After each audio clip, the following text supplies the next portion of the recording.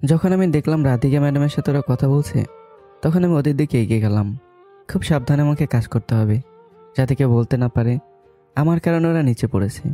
আমি ধীরে ধীরে ওদের সামনে গেলাম, তবে রাধিকা রিয়া ম্যাডামের সাথে কথা বলায় বিজি। আমি ওদের সামনে গিয়ে রাধিকাকে দিলাম এক জোরে ধাক্কা। আমার ধাক্কা খেয়ে রাধিকা রিয়া ম্যাডামকে নিয়ে নিচে গড়িয়ে পড়ল। আমি চুপচাপ এখান থেকে সরে আবিরের সামনে চলে গেলাম। ম্যাডাম নিচে পড়ে চিৎকার দিয়ে বলল, রাধিকা, তুমি এটা কি করে দিলে? দিলে তো সব কিছু নষ্ট করে। ম্যাডাম নিচে পড়েছে দেখে ভাবি আর কয়েকজন মিলে রাধিকাকে আর ম্যাডামকে টেনে তুলল। রিয়া ম্যাডাম দাঁড়িয়ে বলল, ছি ছি, আমার তো পুরো শরীরে ময়লাই ভরে গেছে, ওয়াক্ত আমার বমি আসছে। আমি জায়গা মতোই কাজ করেছি। আমাকে আগে রিয়া ম্যাডাম বলছিল তার শরীর থেকে ঘামের গন্ধ আসছে, আমার থেকে দূরে গিয়ে বস। আর এখন আমার তখন খুব হাসি পাচ্ছে। ইস, কতটা যে ভালো লাগছে আমার, তা বলার বাইরে। কি আনন্দ আকাশে বাতাসে। রাধিকা আমার দিকে তাকিয়ে বলল, লাদেন, এদিকে আয়। আমি আমার জায়গায় দাঁড়িয়ে আছি, তোর দরকার হলে তুই আয়। রাধিকা আমার কাছে এসে বলল, কে জানি আমাকে ধাক্কা দিয়েছে। তুই ছাড়া যে এই কাজটা কেউ করে নাই, এটা তো আমি ভালো করেই জানি। আমি রাধিকার কথা শুনে জোরে বললাম, ছি রাধিকা, ছি, তুই আমার থেকে দূরে যা, তোর শরীর থেকে হাঁসের গন্ধ আসছে। আর কে জানি বলছিল আমার শরীর থেকে ঘামের গন্ধ আসছে। এখন তো মনে হচ্ছে কারো শরীর থেকে হাঁসের পাটির গন্ধ পাচ্ছি। শুদ্ধ ভাষায় বলে হাঁসের পটি। যেই না চেহারা, কুত্তা দেয় না পাহারা, আবার শুদ্ধ ভাষায় কথা বলে। আমার শরীরে তো ঘামের গন্ধ আসছিল, তা ভালো। এখন তো ওদের শরীর থেকে হাঁসের গন্ধ আসছে। কি বিশ্রী গন্ধ, ছি ছি। রে ম্যাডাম আমার দিকে চোখ লাল করে তাকালো।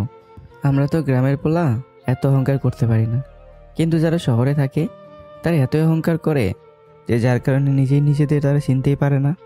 এখন ভালো কাজ হয়েছে না, আর অহংকার কর দেখি। রিয়া ম্যাডাম আমার কথা শুনে শুধু রাগে ফুঁসছে, কিন্তু কিছু বলতে পারছে না। রাধিকা কান্নার ভাব করে বলল, এখন কি হবে লাদেন? আমি তোর বন্ধু না? আমাকে তো একটা সমাধান দে। এই যে হাসির এসব ফালতু জিনিস লেগে আছে, এখন কি করব? নে এটা দিয়ে মুছে নে, তোর বেশি কিছু লাগেনি। না, হবে না। এখন তো মনে হচ্ছে কাপড় চেঞ্জ করতে হবে। তুই এখন কি সবার সামনে কাপড় চেঞ্জ করবি? অবশ্য যাদের লজ্জা শরম নেই তারা সবার সামনে কাপড় চেঞ্জ করতেই পারে। কি বলিস আবির? রিয়া ম্যাডাম এবার আমার সামনে এসে বলল, এই ছেলে, তখন থেকে দেখছি তুই খুব বেশি ফটর ফটর করছিস। আমি ময়লার উপরে পড়েছি দেখে তুই বুঝি খুব খুশি? ম্যাডাম আপনি আমার থেকে দূরে থাকবেন, আপনার শরীরে গন্ধ করছে। আগে তো বলেছিলেন আমার শরীরে নাকি ঘামের গন্ধ করছে, এখন আপনি একবার নিজের দিকে তাকান। এই জন্যই বলি নিজেকে নিয়ে তো অহংকার করবেন না, কারণ কখন যে কী হয় বলা যায় না। তুই কার সাথে কি কথা বলিস, তোর আন্দাজ আছে তো? তাই কি করবেন আমাকে শুনি? রাধিকা আমাকে ধমক দিয়ে বলল, তোরা কি এখন এখানে ঝগড়া করবি? লাদেন, আমার এখানে থাকতে ভালো লাগছে না এখন। আমি রাধিকার কথা শুনে শরীর থেকে শার্টটা খুলে নিচে থেকে গেঞ্জিটা খুলে ফেললাম। এবার সবাই আমার দিকে অবাক দৃষ্টিতে তাকিয়ে আছে। ভাবি দূর থেকে আমাকে দেখে বলল, কি ব্যাপার লাদেন, তুমি জিম টিম করো নাকি? তোমার বডি দেখে তো আমি ক্রাশ খেয়েছি। আমি কি একবার তোমার বুকে হাত দিয়ে দেখতে পারি? ছি ভাবিছি, আপনার হাজব্যান্ড আছে, আমার উপর নজর দেবে না তো। আমি রাধিকার হাতে আমার গেঞ্জিটা দিয়ে বললাম, এটা কাপড়ের উপর রাখ, তাহলে কিছু দেখা যাবে না, পরে কাপড় চেঞ্জ করে নিস। এখানে চেঞ্জ করার মতো তো আর কিছু নেই, আর আশেপাশে তো কোনো বাড়িও দেখা যাচ্ছে না। রাধিকা আমার গেঞ্জি পরে বলল, তুই আগে শার্ট পরতো, সবাই তোর দিকে তাকিয়ে আছে। আর তুই কি মানুষকে বডি দেখাস নাকি? শার্ট পরতে পরতে বললাম, বডি আছে তো মানুষ দেখবে না, আর দেখলে তো কোনো সমস্যা নেই। এর মাঝে ড্রাইভার এসে বলল, ম্যাডাম সব কিছু ঠিক হয়ে গেছে, আপনার চাইলে এখন আমরা যেতে পারি। রিয়া ম্যাডাম রাধিকাকে বলল, আমি এই কাপড় পরে কোথাও যেতে পারবো না, আমার কাছে খুব খারাপ লাগছে। রাধিকা, কিছু একটা কর। আবির আমাদের সামনে এসে বলল, ম্যাডাম, ওই যে দূরে একটা বাড়ি দেখা যাচ্ছে, আপনারা ওখানে গিয়ে চেঞ্জ করে আসেন। আবিরের কথা শুনে আমি বললাম, আরে হালা, ওখানে গেলে আধ ঘন্টার মতো লাগবে, পরে আমাদের আর কোথাও যেতে হবে না। রিয়া ম্যাডাম আর কিছু না বলেই ব্যাগ থেকে নিজের ব্যাগ নামিয়ে বলল, রাধিকা, আমার সাথে তো কাপড় চেঞ্জ করে আসি। তাছাড়া আজকে আমরা সুন্দরবন যাব না, আগামীকাল সকালে যাব, দেরি হলেও কিছু হবে না। আমি একটু জোরেই বললাম, রাধিকা শোন, অনেকে আছে বড়লোক মানুষ, দেখিস আবার ওদের যেন অপমান না করে, ওরা তো আর তোর ম্যাডামের মতো বড়লোক মানুষ নয়। রিয়া ম্যাডাম আমার সামনে চলে আসলো, একেবারে আমার কাছাকাছি, আমার চোখের উপর তাকিয়ে বলল, কিরে, আমাকে নিয়ে তুই এত কথা বলিস কেন? আমি কি করব না করব এটা আমার বিষয়, তোরে বলতে বলছি আমি। ম্যাডাম, আমি ভালো কথাই বলছি। সবার মন মানসিকতা তো আর আপনার মতো না। আমার মতো তোদের শরীরে ঘামের গন্ধও করতে পারে। তবে আমার মতো যদি ওদের আপনি অপমান করেন, ওরা কিন্তু আপনাকে গাছের সাথে বেঁধে পেটাবে, কেউ বাঁচাতেও আসবে না। এজন্য সাবধান করে দিচ্ছি। কে আমাকে কি করবে না করবে এটা নিয়ে তোর ভাবতে হবে না। চেহারা তো দেখতে একদম মাশাআল্লাহ, ব্যবহার করলে মনে হয় ফালতু একটা মেয়ে। কি আমাকে তুই ফালতু বললি? আমি ফালতু কথাটা একটু আস্তে করে বলেছি, যাতে কেউ শুনতে না পারে। এবার আমি জোরেই বললাম, ছি ম্যাডাম, আপনি আমাকে অপমান করেন মানলাম, কিন্তু আপনি আমার অফিসের বস, এই হিসেবে তো আপনাকে একটু হলেও সম্মান করি। আর আমি আপনাকে ফালতু বলিনি। আপনি মিথ্যা বললেন কেন যে আপনাকে আমি ফালতু মেয়ে বলেছি? কেন আমার উপর মিথ্যা অপবাদ দিচ্ছেন? রিয়া ম্যাডাম তো রেগে আমার উপর ফায়ার হয়ে গেছেন। আমি আস্তে আস্তেই বললাম, রাধিকা, তোর ম্যাডামকে এখান থেকে নিয়ে যা, নইলে কখন যদি ফায়ার হয়ে ফেটে যায় বলা যায় না। রাধিকা রিয়া ম্যাডামকে টানতে টানতে বলল, চলেন তো, এত দেরি করলে হবে না।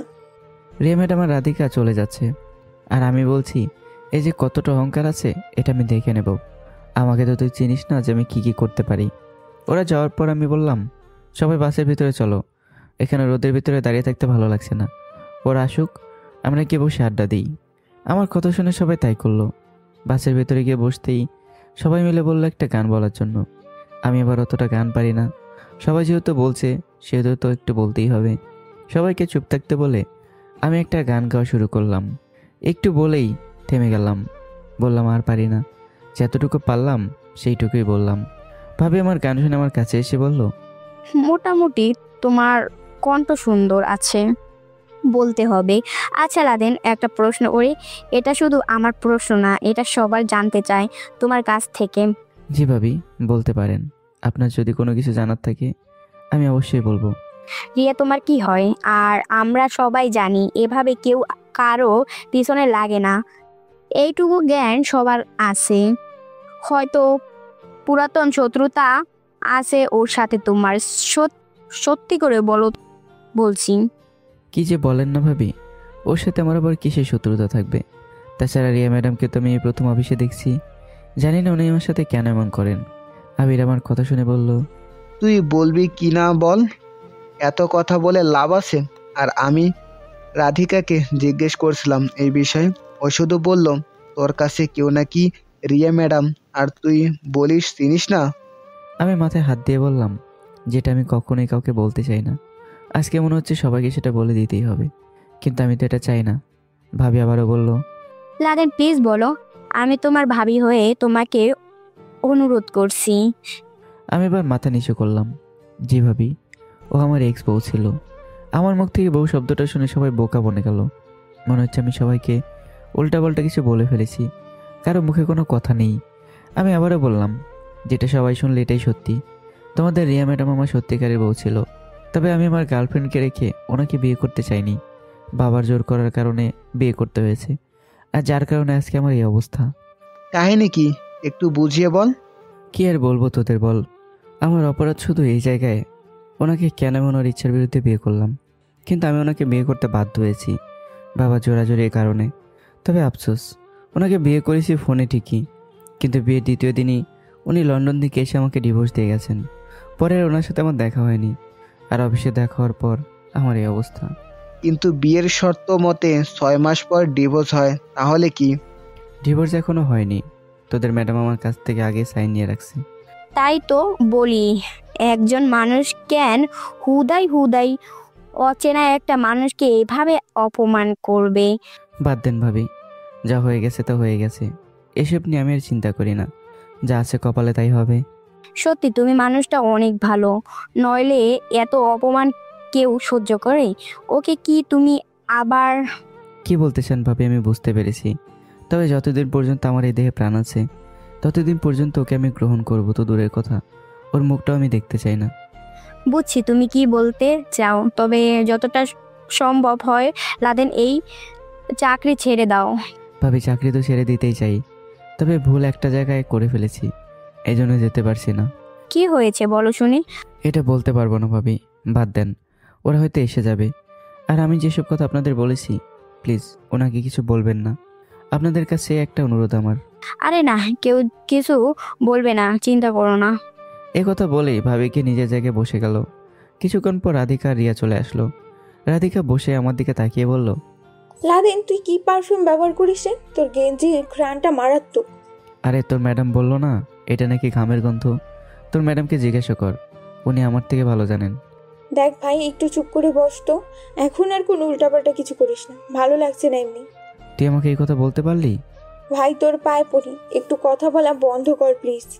আবি রিয়া ম্যাডামকে বলল, ম্যাডাম তখন তো বললেন আমরা কালকে সকালে যাব, তাহলে এখন কি? রিয়া ম্যাডাম আবিরের কথা শুনে বলতে শুরু করলো, এখানে বাস যেই পর্যন্তই যাক আমরা সেই পর্যন্তই যাব। পরে স্পিড বোট দিয়ে যেতে হবে। পানির উপর তো আর বাস যাবে না, এজন্য আমরা পানির রাস্তায় কাল যাব। আজকে গিয়ে একটা হোটেলে থাকবো সবাই। ম্যাডামের কথা শুনে বুঝলাম উনি কি বলতে চাইছেন। যাক ভালোই হয়েছে, আজকে রাতে একটু রেস্ট করা যাবে। আর মনে বসে বসে ফোন চাপাচাপি করছি, তখন আবির বলল, লাদেন, তোরে একটা কথা বলতে ভুলে গেছি। হ্যাঁ বল এখন। আমি বলছিলাম না আমার একটা গার্লফ্রেন্ড আছে। হ্যাঁ পরে বললি না তো। রিধিকাকে প্রপোজ করেছিলাম। আমি আবিরের দিকে তাকিয়ে বললাম, কি? দেখ, তুই আবার ওকে কিছু বলিস না প্লিজ। ও না করেছে এই কথা যেন কাউকে না বলি, কিন্তু তুই তো আমার বন্ধু, তোরে না বললে কি হয়? ও কি বলেছে পরে তোরে? প্রথমে না করছিল, পরে হ্যাঁ বলছে। শুধু আমাকে বলছে কাউকে যেন না বলি। রাধিকা এত বড় বড় কাজ করে বসে আছে আর আমাকে এখানে কিছুই বলেনি পর্যন্ত। ও তোরে বলবে বলছে পরে, কিন্তু তার আগেই আমি বলে দিলাম। ভালো হয়েছে। আর তাছাড়া ওই মেয়েটা অনেক ভালো আছে। ওর বাবার সাথে আমার বাবার কথা বলছে। এত দূর এগিয়ে গেল আর আমাকে কিছু পর্যন্ত বলেইনি। তোর না কাছের বন্ধু, তাহলে তোরে বলে নাই কেন? বলার দরকার পড়েনি, এজন্য হয়তো বলেনি। আর আমি এসব শুনেই বা কি করব? থাক বাদ দে। মন খারাপ করিস না, ও বলে নাই তো কি হয়েছে, আমি তো বলছি। আমি আর কিছু বললাম না। আবিরের কথা শুনে চুপ করে বসে আছি। প্রায় সন্ধ্যা হয়ে গেল। বাসের লাইট জ্বালানো আছে, বাইরে হালকা হালকা অন্ধকার হয়ে যাচ্ছে। হঠাৎ মাথায় একটা বুদ্ধি এলো, আমাকে থাপ্পড় দেওয়া না, এর প্রতিশোধ নিতেই হবে। আবার গেলাম ড্রাইভারের কাছে, কে বললাম, মামা 2 মিনিটের জন্য লাইটের আলো বন্ধ করে দিবেন, আর এটাই শেষ, আর কিছু করতে হবে না। ড্রাইভার বলল, মামা সাবধান, উল্টাপাল্টা কিছু করবেন না। আরে না তেমন কিছু করব না, তুমি তো চিন্তা করো না তো। আমি কি আবিরের পাশে বসতে? আবির বলল, কিরে একটু পর পর তুই ড্রাইভারের কাছে যাস কেন? আছে। রাধিকার দিকে ইশারা করে বললাম, এখন কেউ না হবে এটা কাউকে বলবি না, তুই চুপচাপ বসে থাকবি, ঠিক আছে? আমি ড্রাইভার দিকে ইশারা করতেই ড্রাইভার লাইট বন্ধ করে দিল। এখন বাসের ভিতরে সব কিছু অন্ধকার, কিছুই দেখা যাচ্ছে না। সুযোগ পেয়েছি, এটা কাজে তো লাগাতেই হবে। আমি দাঁড়িয়ে রাধিকার মুখে হাত দিয়ে চেপে ধরে রিয়া ম্যাডামের গালে শরীরে জোরে দিলাম এক থাপ্পড়। রিয়া ম্যাডাম চিৎকার দিয়ে বলল, এই কে রে এখানে? আমি কেমন সিটে বসে ফোন নিয়ে বিজি হয়ে গেলাম। রিয়া ম্যাডামের চিৎকারের শব্দে ড্রাইভার লাইট অন করলো। ম্যাডাম রেগে বলল, বাসের লাইন বন্ধ করেছিলে কেন? ম্যাডাম বাসে একটু সমস্যা হয়েছিল এই জন্য। রাধিকা রিয়া ম্যাডামকে বলল, ম্যাডাম কি হয়েছে? ম্যাডাম আমার দিকে তাকিয়ে দেখে যে আমি ফোনে বিজি। যাক, উনি বুঝতে পারেনি যে আমি ওনাকে চড় দিয়েছি। রিয়া ম্যাডাম শুধু আশেপাশে তাকিয়ে দেখছে যে কে ওনাকে চড় দিতে পারে। আমি তো মুখ টিপে হাসছি। আজকে আমার কতটা যে ভালো লাগছে তা বলার বাহিরে।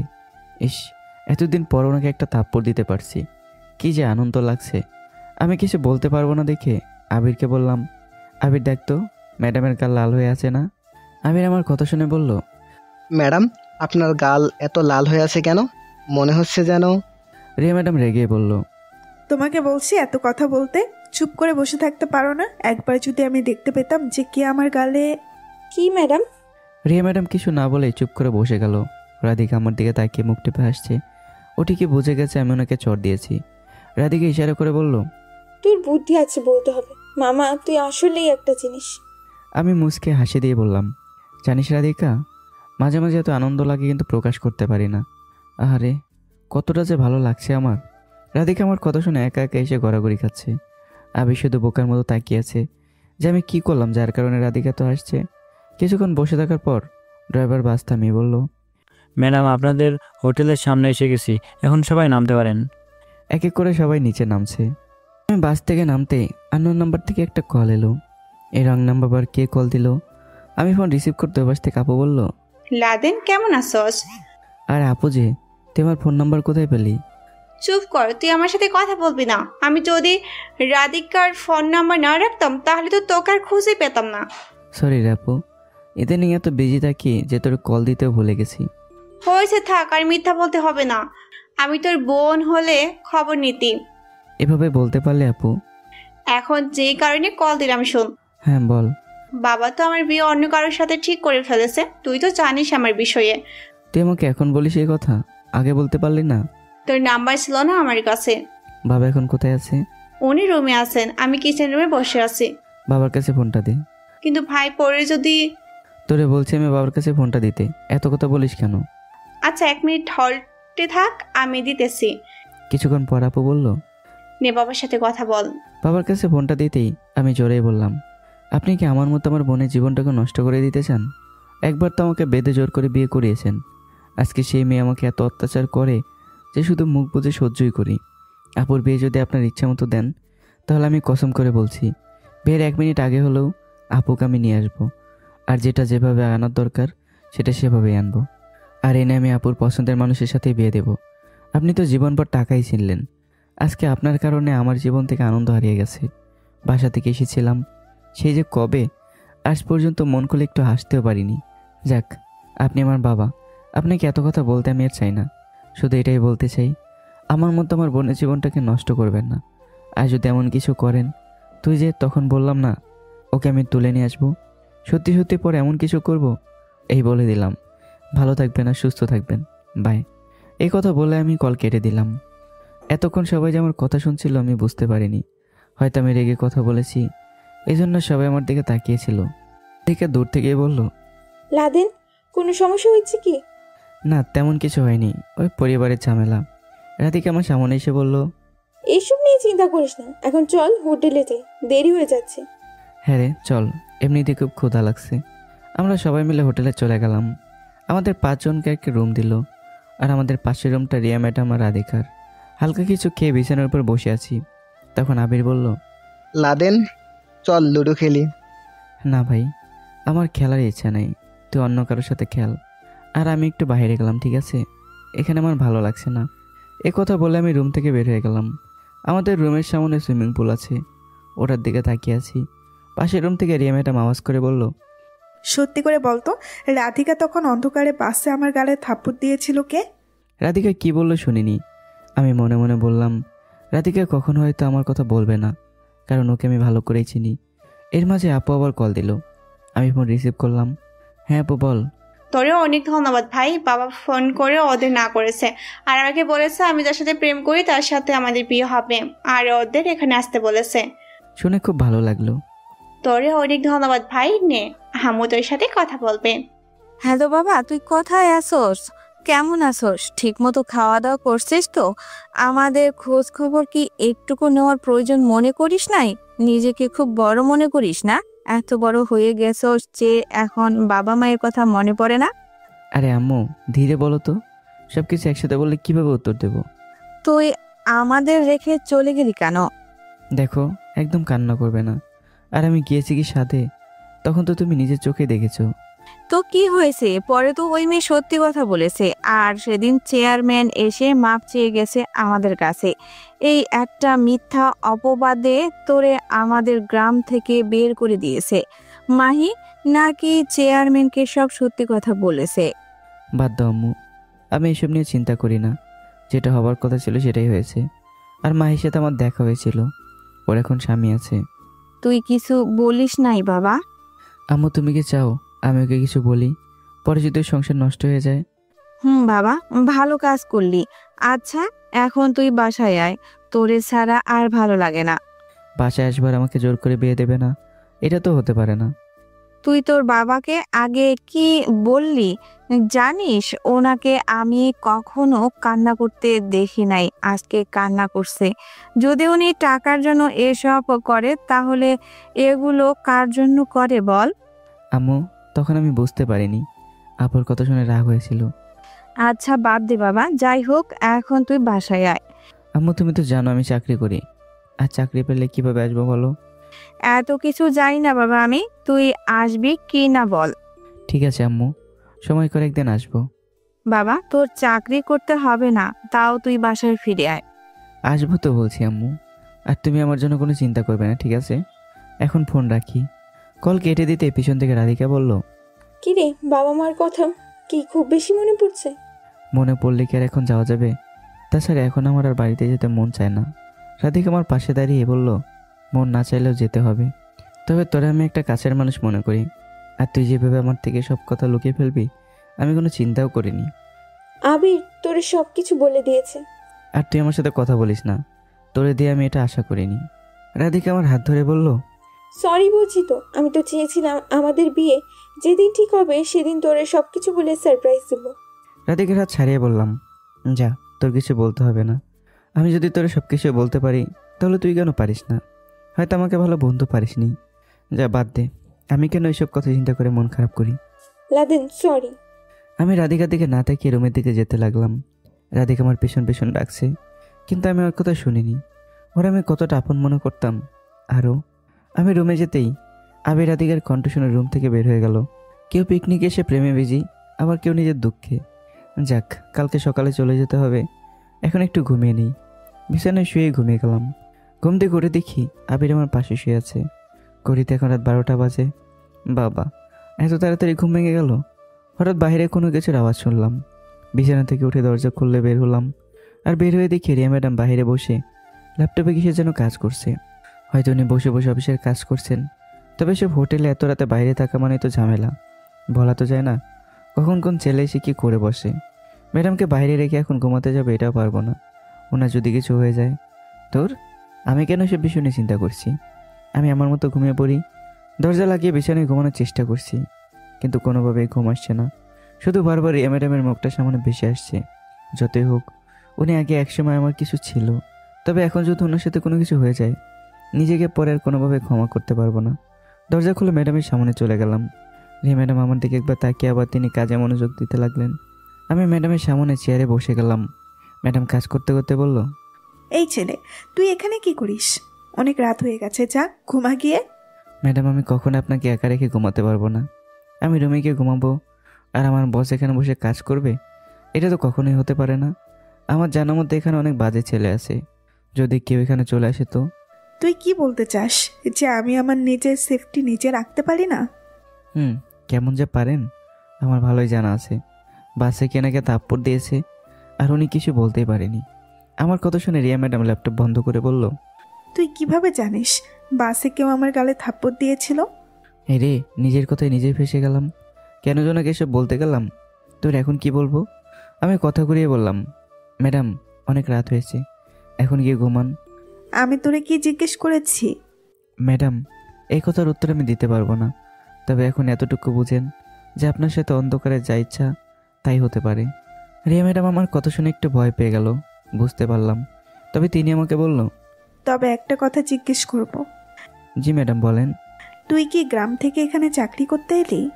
কি করবেন এসব কথা শুনে ম্যাডাম? আপনি তো আমাকে শুধু শাস্তি দেন।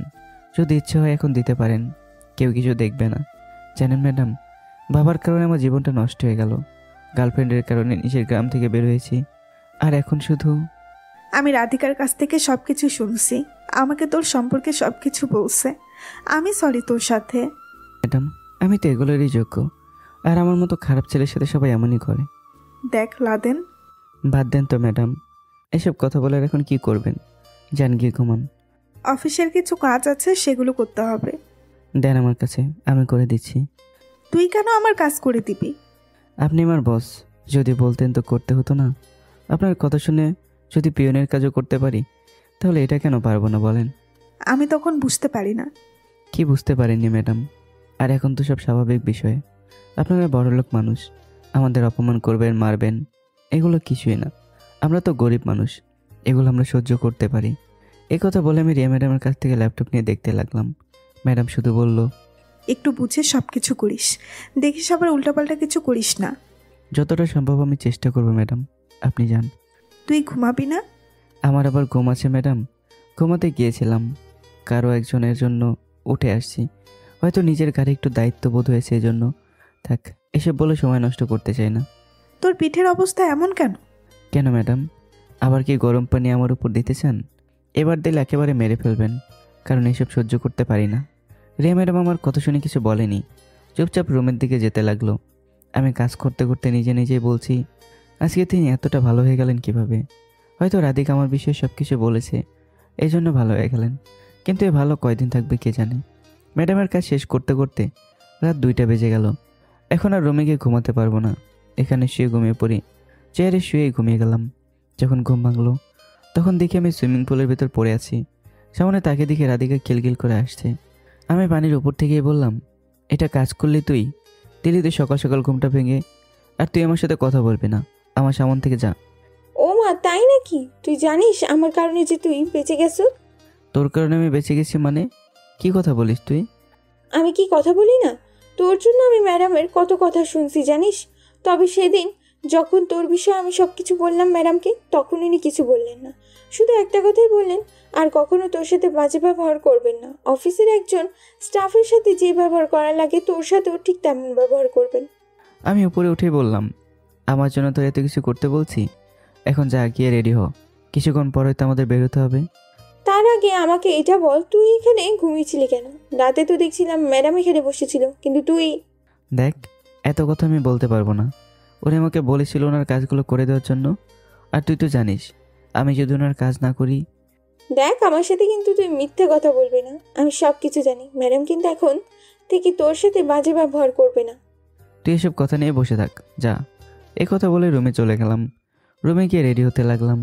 আবির আমাকে দেখে বলল, কি রে, সারা রাত তুই কোথায় ছিলি? বইয়ের কাছে ছিলাম হালা। কি, রিয়া ম্যাডামের কাছে? দেখ আবির, একদম বাজে কথা বলবি না। এমনি তোদের উপর আমার অনেক রাগ আছে। যদি বেশি কথা বলিস তাহলে কিন্তু মাইর খাবি। আবির আর কিছু বলেনি, আমার মতো চুপচাপ রেডি হতে লাগলো। রুম থেকে রেডি হয়ে সবাই বের হলাম। স্পিডবোটের কাছে গিয়ে উঠে বসে গেলাম। 3টে স্পিডবোট নেওয়া হয়েছে।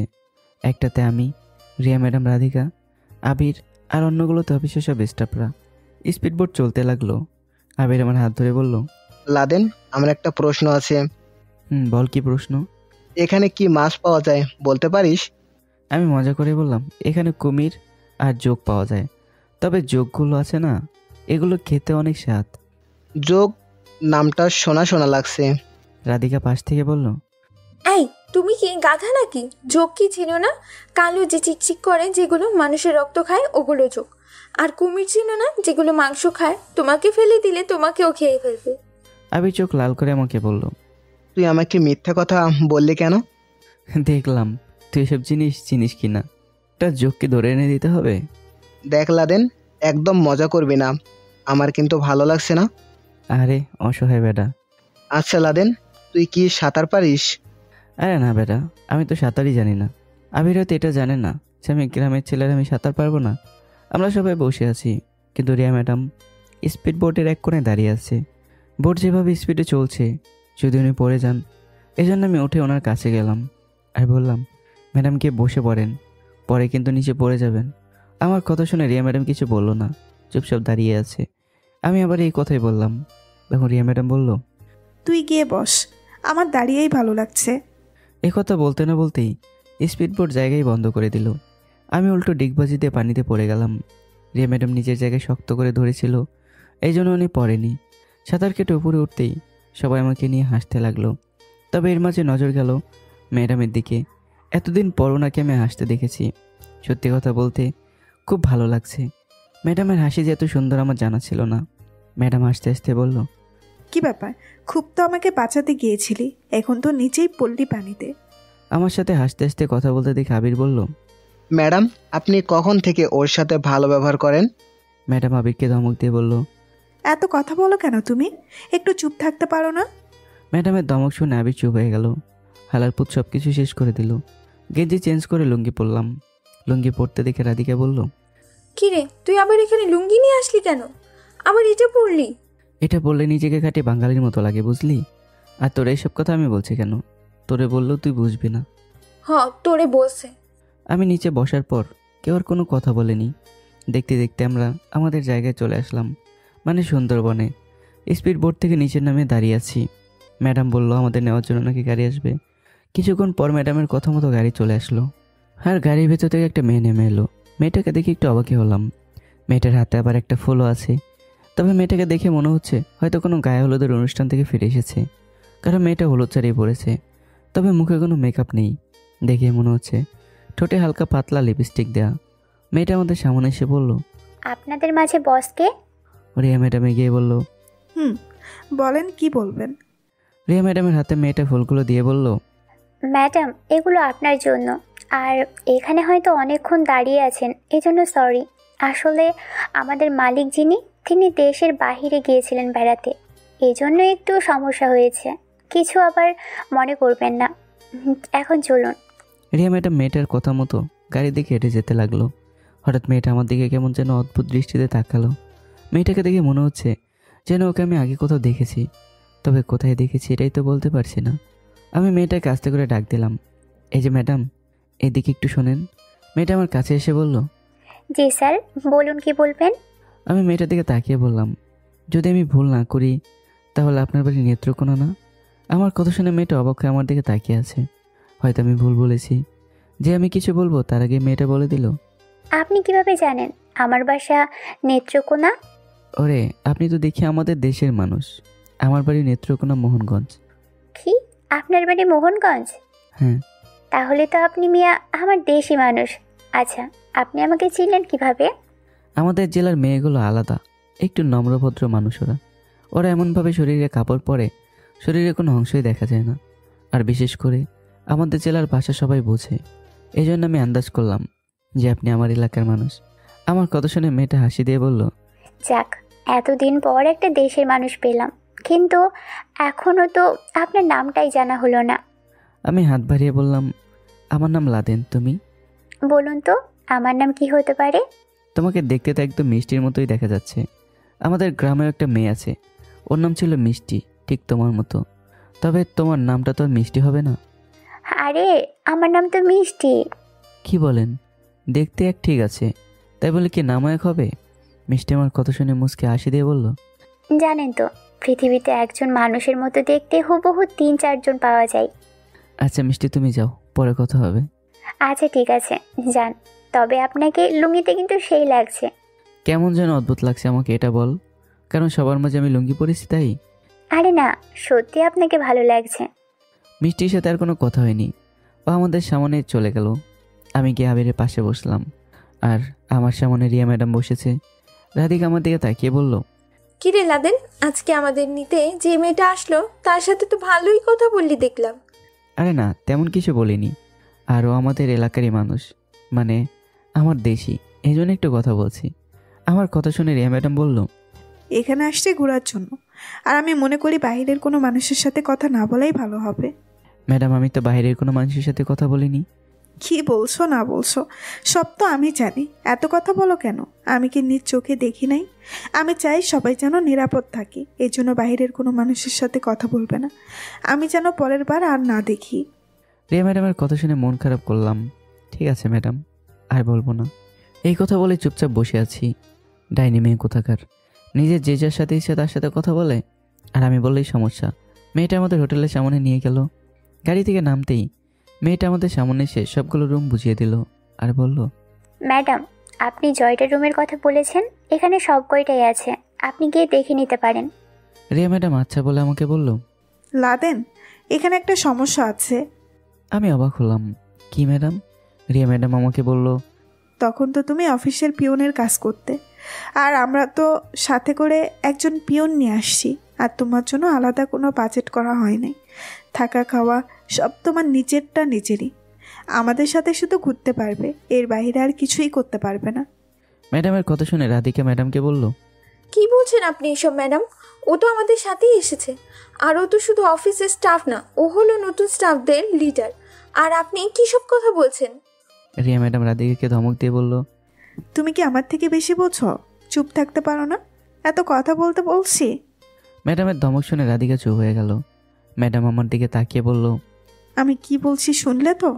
জি ম্যাডাম, আমি আপনার কথা শুনেছি, তবে এভাবে ভেবেচিন্তে আমাকে সবার সামনে যে অপমান করবেন এটা চিন্তা করিনি। মানুষ এটা ভুলে যায় যে তার জন্য আমরা কি কি করি। রাতে না ঘুমিয়ে মানুষের উপকার করি, আর পেছন থেকে ছুরিটা তারাই ঢুকে দেয়। হ্যাঁ রে মানুষ। মিষ্টি আমার দিকে এগিয়ে এসে বলল, আরে মিয়া, আপনি আমার দেশি মানুষ, আমি থাকতে কি আপনার জায়গার অভাব হবে? ওরা তো এখানে থাকবে, আপনাকে আমি একেবারে ভিআইপি জায়গায় নিয়ে যাব, চলুন আমার সাথে। রাধিকা, তোর আমাকে অপমান করলে কি হবে? আমার তো দেশি মানুষ আছে। তবে খারাপ লাগলো কোথায় জানিস? আজকে আমাকে সবার সামনে তো অপমান করলো, সাথে আবার এই নতুন মেয়ের সামনে। এটা আমার সাথে না করলে পারতো। থাক, তোরা ভালো থাক, আমি তোদের কিছু বলবো না। মিষ্টি চলেন তো। মিষ্টি রিয়া ম্যাডামের দিকে তাকিয়ে বলল, ম্যাডাম, যদি কোনো কিছু দরকার হয় তো আমাকে ডাক দিবেন। এখানে আপনাদের ঘুমিয়ে দেখা বা আপনাদের সেবা করার সব আমার উপর। ঠিক আছে, ভালো থাকবেন। এখন আসি, গেলাম। মিষ্টির সামনে হাঁটতে লাগলো আর আমি ওর পেছনে। পেছন থেকে আমি মিষ্টিকে বললাম, থাকার মতো তো কোনো রুম আছে, সমস্যা নেই, আমি টাকা দিয়ে দেব। যদিও ম্যাডাম আমাকে থাকার কথা কিছু বলেনি।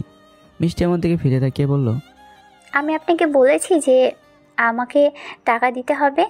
তবে উনি তো আপনাদের অফিসের বস, তাহলে শুধু আপনার সাথেই কেন এমন করলেন? তুমি এসব বুঝবে না। তবে ওর সাথে আমার পুরাতন কিছু শত্রুতা আছে, কিন্তু উনি আমাদের এলাকার মেয়ে। কি বলেন?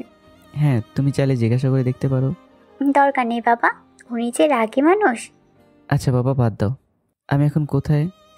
আরে আসুন না আমার সাথে, আমি দেখছি। আমাদের মালিক তো চলে গেছে, তো আমি ওখানে আপনাকে থাকার জন্য দিব। যদি পরে কোনো সমস্যা হয়?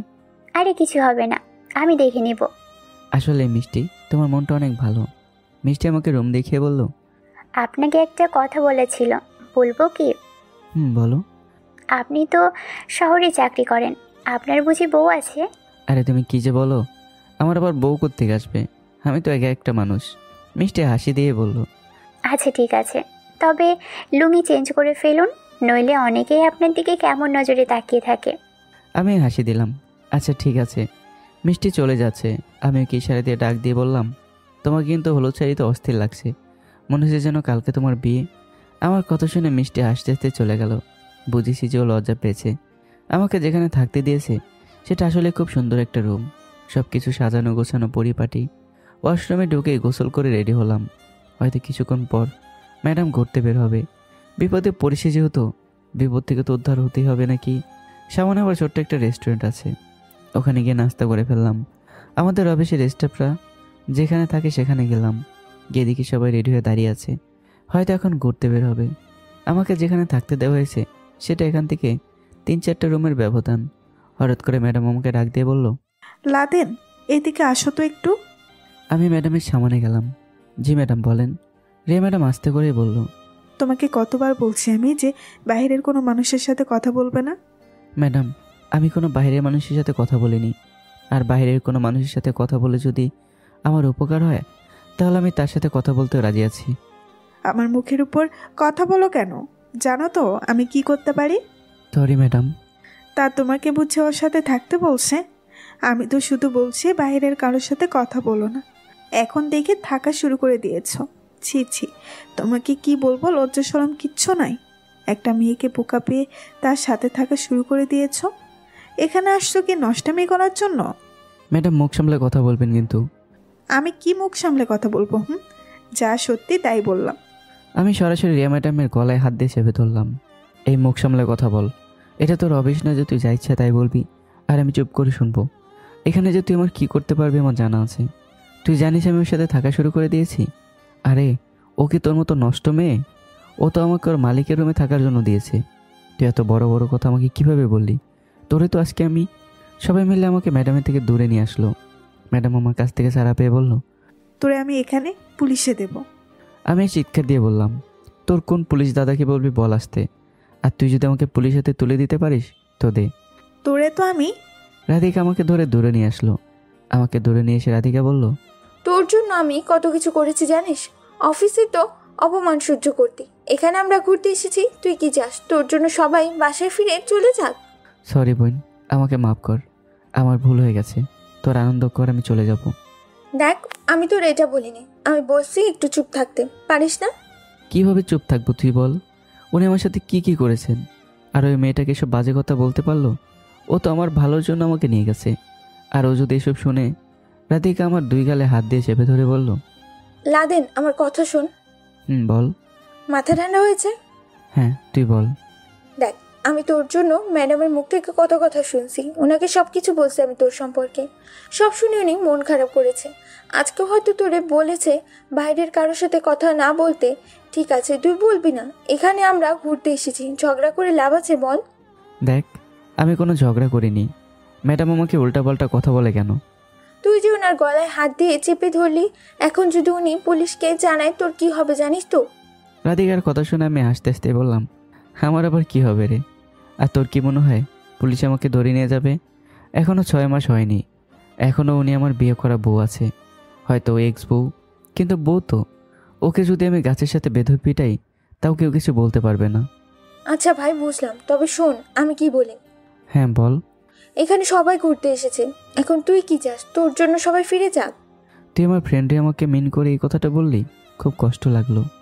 এতদিন তো তুই কোনো কথা বলিস নাই, তোর জন্য আমি ম্যাডামের কত বকা শুনছি। আমি চাই যে উনি তোর সাথে ভালো ব্যবহার করুক। আজকে তোরে যদি আমার সামনে বকা দেয় তাহলে আমার ভালো লাগবে বুঝি? আমার কি খারাপ লাগে না তুই বল?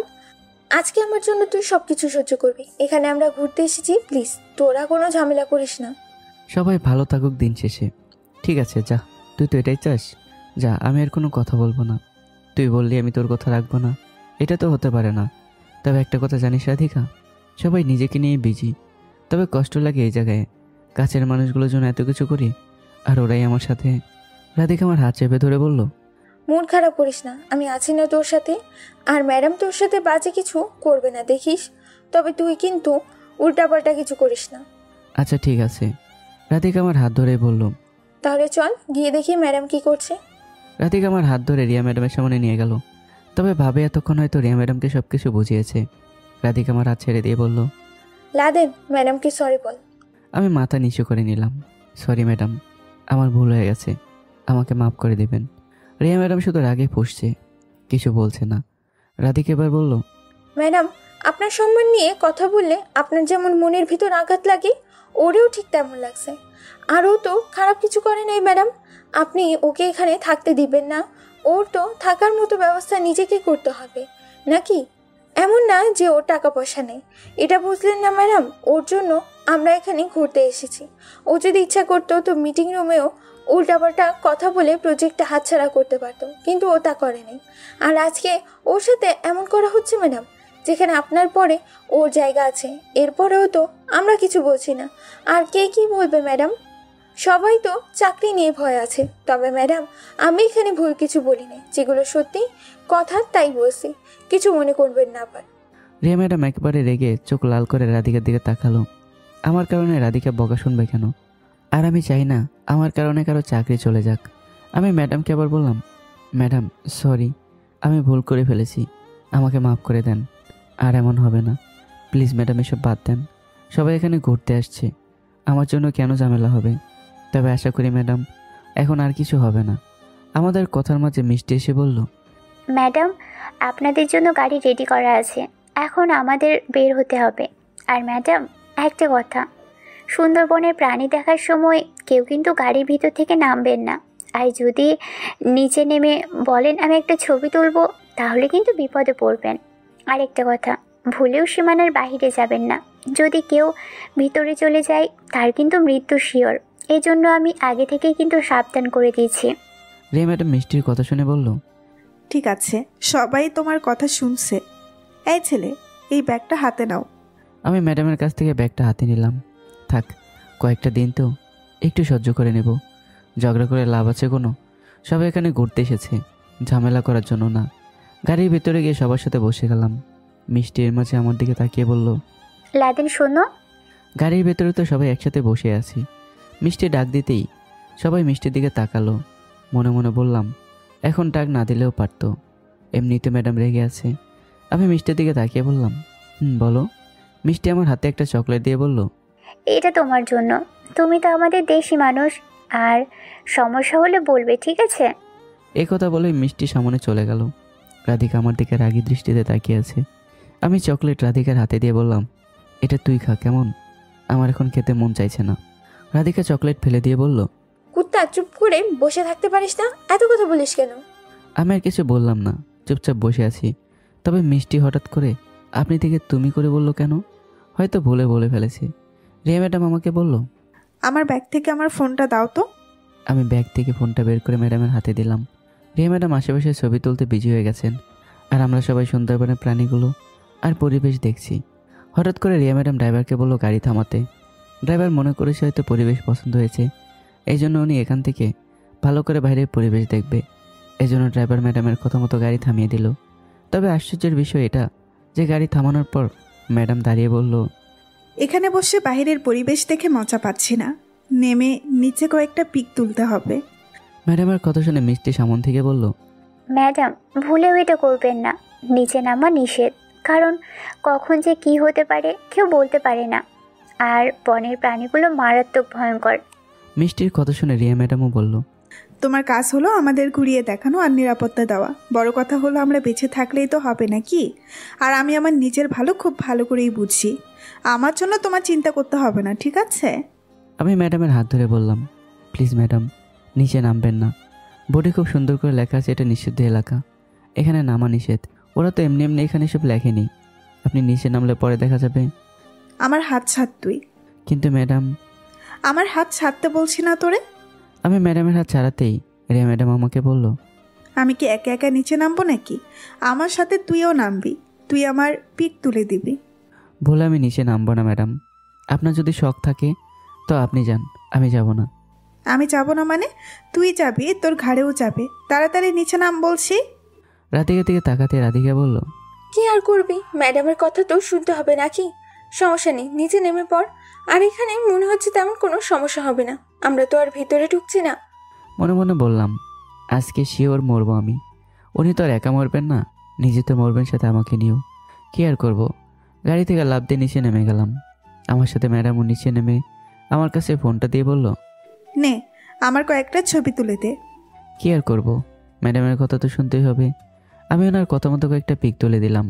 এর মাঝে রিয়া ম্যাডাম আমার কাছ থেকে ফোনটা নিয়ে সীমানার ভেতরে ঢুকে যাচ্ছে, কাটা তার পেরিয়ে। মিষ্টি গাড়ি থেকে চিৎকার দিয়ে বলল, ম্যাডাম আপনি এটা কি করছেন?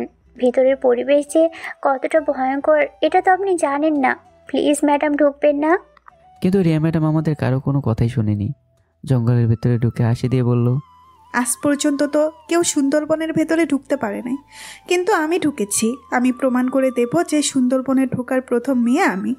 এদিকে মিষ্টি এখানকার নিরাপত্তা রক্ষার কর্মীদের কল করে বলে এখানে তাড়াতাড়ি আসতে, আর আমি বোকার মতো নিচে দাঁড়িয়ে আছি।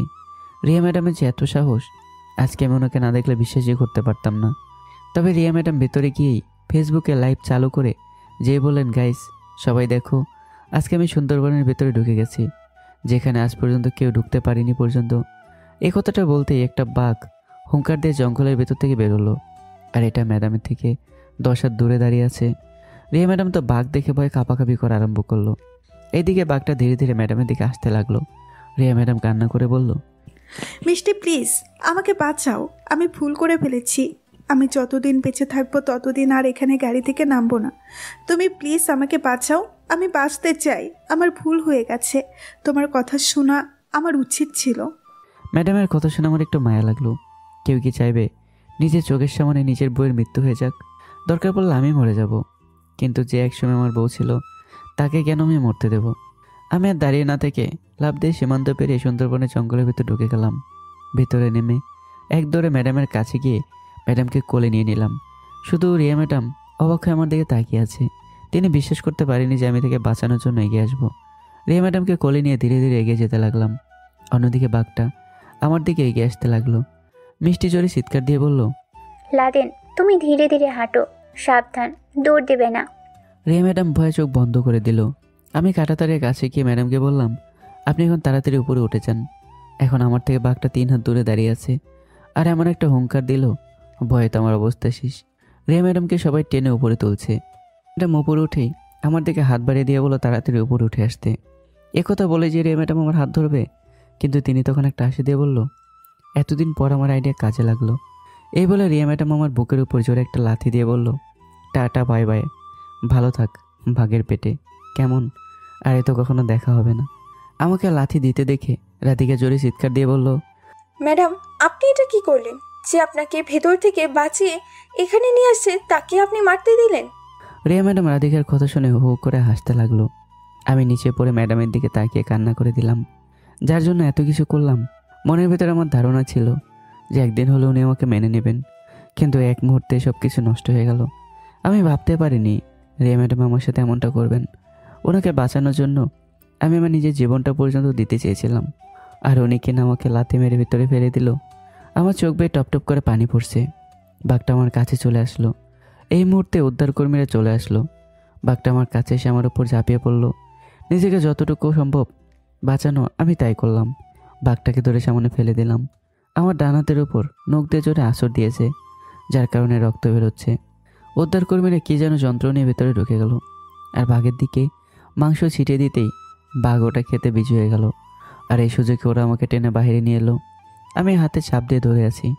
হাত থেকে প্রচুর রক্ত বেরোচ্ছে। মিষ্টি আমাকে দেখে একটা বক্স নিয়ে দৌড়ে আমার দিকে আসতে লাগলো। আমার হাত পরিষ্কার করে ব্যান্ডেজ করে দিল। উদ্ধারকর্মীরা রিয়াকে ডাক দিয়ে বলল, এই মেয়ে এখানে আসো। রিয়া বলে আমার দিকে তাকায়নি। ও এসে উদ্ধারকর্মীদের বলল, জি বলেন, কি বলবেন? আমরা দূর থেকে দেখছি আপনি ওকে লাথি মেরে ভিতরে ফেলে দিয়েছেন, কেন এমন করলেন? আপনারা হয়তো কোথাও ভুল করছেন। ওকে তো আমি চিনি না। আর ও আপনাদের মতো আমাকে বাঁচাতে এসেছিল, কিন্তু বেচারা নিচেই ভেতরে পড়ে গেল। আর আপনারা দেখেছেন আমি এক পা এগিয়ে দিয়েছিলাম যাতে ও উপরে উঠে আসতে পারে, কিন্তু ও নিজেই ভেতরে পড়ে গেল। আর এখানে আমার বা কি দোষ আছে? আমি শুধু রিয়া ম্যাডামের মুখের উপর তাকিয়ে আছি। একটা মানুষ কতটা পাষাণ হলে এমন মিথ্যা কথা বলতে পারে। ছি ছি, যাকে আমি বিশ্বাস করতাম আজকে সে আমার সাথে বেমানি করলো। এতদিন যে অপমান করলো সেগুলো হয়তো মানা যায়, তবে আজকে আমার সাথে যা করলো এজন্য ওর পস্তাতেই হবে। আমরা তো মনে করছি ও আপনাদের সাথে আসছে, আর সরি আপনাদের বিরক্ত করার জন্য। যান আপনারা গিয়ে ঘোরেন, তবে কেউ কিন্তু গাড়ি থেকে নামবেন না। এই কথা বলতে রিয়া ম্যাডাম গাড়ির ভেতর চলে গেল। মিষ্টি আমার দিকে তাকিয়ে বলল, কিভাবে একটা মানুষ এত পাষাণ হতে পারে? আমার তো ধারণাই ছিল না যে তোমার বস। আমি আর কিছু বললাম না, চুপচাপ দাঁড়িয়ে আছি। আপনি রুমে যান, আমি ওদের ঘুরিয়ে আসছি। মিষ্টি ওদের সাথে চলে গেল। আজকে সবাই শুধু আমার দিকে তাকিয়েছিল, কেউ এগিয়ে আসেনি আমার দিকে। মানুষকে আমরা যতটা আপন মনে করি, মানুষ আমাদের ততটাই কষ্ট দেয়। একজন উদ্ধারকর্মী আমাকে বলল, স্যার আপনার সাহসের প্রশংসা করতে হয়। একটা মেয়ে আপনার জন্য বেঁচে গেল, আর এখানে ঘোরার সময় সাবধান থাকবেন। এখন চলেন, আপনাকে আমরা আপনার বাসায় পৌঁছে দেই। উদ্ধারকর্মীরা আমাকে আমার রুমের সামনে দিয়ে গেল। আমি রুমের সামনে গিয়ে চুপচাপ নিচে বসে কান্না করতে লাগলাম। আজকে আমি নিজের মনকে মানাতে পারছি না, যার জন্য এত কিছু করলাম। আজকে সে আমাকে পেছনে ছুরি ঢুকিয়ে দিল। আমি তো ওনাকে বাঁচাতে ঝাঁপিয়ে পড়েছিলাম, কিন্তু উনি কীভাবে আমার বুকে লাথি দিতে পারলো, কীভাবে আমাকে বাঘের মুখে ফেলে দিতে পারলো, আমি চিন্তা করতে পারছি না। উনি আমার সাথে এমনটা করতে পারলেন। হয়তো উনি আমার উপর প্রতিশোধ নিতেই এতদিন এসব করেছেন। তবে আজকে যা করলো আমার সাথে, আমি শার্টটা খুলে নিচে ফেলে দিলাম। জোরে একটা চিৎকার দিয়ে বললাম, আমি আমার মায়ের কসম করে বলছি, আমি তোরে ছাড়বো না। তোরে এমনভাবে আমি শাস্তি দিব, নিজে নিজেই মরতে চাইবি কিন্তু পারবি না। আমি আমার মায়ের কসম করে বলছি, আমি যতদিন বেঁচে আছি তোরে আমার দেখার আছে। তুই আমার সাথে আজকে যা করলি, আমার বিশ্বাস উঠে গেছে তোর ওপর থেকে। তোরে আমি এমন অবস্থা করব, রাস্তায় পড়ে কান্না করবি। আর যদি তোরে আমি এমন কিছু করতে না পারি, নিজের বুকে নিজেই ছুরি ঢুকিয়ে মারা যাব, এই বলে দিলাম। এটাই আমার ওয়াদা। নিচে বসে বসে এসব কথা চিন্তা করছি। কোনোভাবেই নিজের মনকে বোঝাতে পারছি না। শুধু বারবার একটা কথায় মাথায় ঘোরাঘুরি করছে, যে রিয়া ম্যাডাম আমার সাথে কীভাবে এত বড় বেইমানি করতে পারলো। আজকে তো আমি না থাকলে উনি মারাও যেতে পারতেন। অফিসের তো কত স্টাফ ছিল, কেউ তো আর এগিয়ে এলেন না। আমি গিয়েছিলাম ভালো মন নিয়ে, ভেবেছিলাম যাই হোক, উনি তো একসময় আমার বউ ছিলেন, ওনাকে বাঁচানো আমার কর্তব্য ছিল। কিন্তু উনি আমাকে উল্টা লাথি দিয়ে ফেলে দিলেন। আমি আমার মনকে কোনোভাবে মানাতে পারছি না। কিছুক্ষণ বসে থাকার পর হঠাৎ করে গাড়ির শব্দ শুনলাম। হয়তো সবাই চলে আসছে। আর ওরা সবাই গাড়ি থেকে নেমেই আমার দিকে এগিয়ে আসতে লাগলো। সবার আগে মিষ্টি আমার সামনে দৌড়ে এসে বলল, আপনি ঠিক আছেন তো দেশি? মিষ্টির হাত ধরে আমি উপরে উঠলাম। অফিসের সবাই আমার দিকে তাকিয়ে আছে। আমি রাধিকার দিকে তাকিয়ে বললাম, এই না হলে আমাদের বন্ধুত্ব? খুব হাসি পায়। ম্যাডাম আমাকে দেখে হাসতে হাসতে ভেতর থেকে আমার দিকে এগিয়ে এসে বলল, ইস, আজকে কি ভুলটাই না করলাম। হ্যাঁ, এই শালি, তুই আমার সাথে কথা বলবি না। ও মা, তাই নাকি? আমি তো তোরে মারার জন্য নিচে ফেলেছিলাম, কিন্তু কিভাবে যে তুই বেঁচে গেলি এটাই বুঝলাম না। আমি রিয়া ম্যাডামের কথা শুনে হাত শক্ত করে মুঠি নিয়ে বললাম, শালির বাচ্চা শালি, তোরে আমার দেখার আছে। 2 টাকার নষ্টা মারানি, তোর যে আমি কী অবস্থা করব এর কোনো হিসাব নাই। আমি কসম করে বলছি, তোরে আমি আমার পায়ের নিচে রাখবো। এমন এক সময় আসবে আমার পা ধরে তুই কান্না করবি। আর যদি এটা না করতে পারি তো তোর আমাকে মারতে হবে না, আমি নিজেই নিজে আত্মহত্যা করব।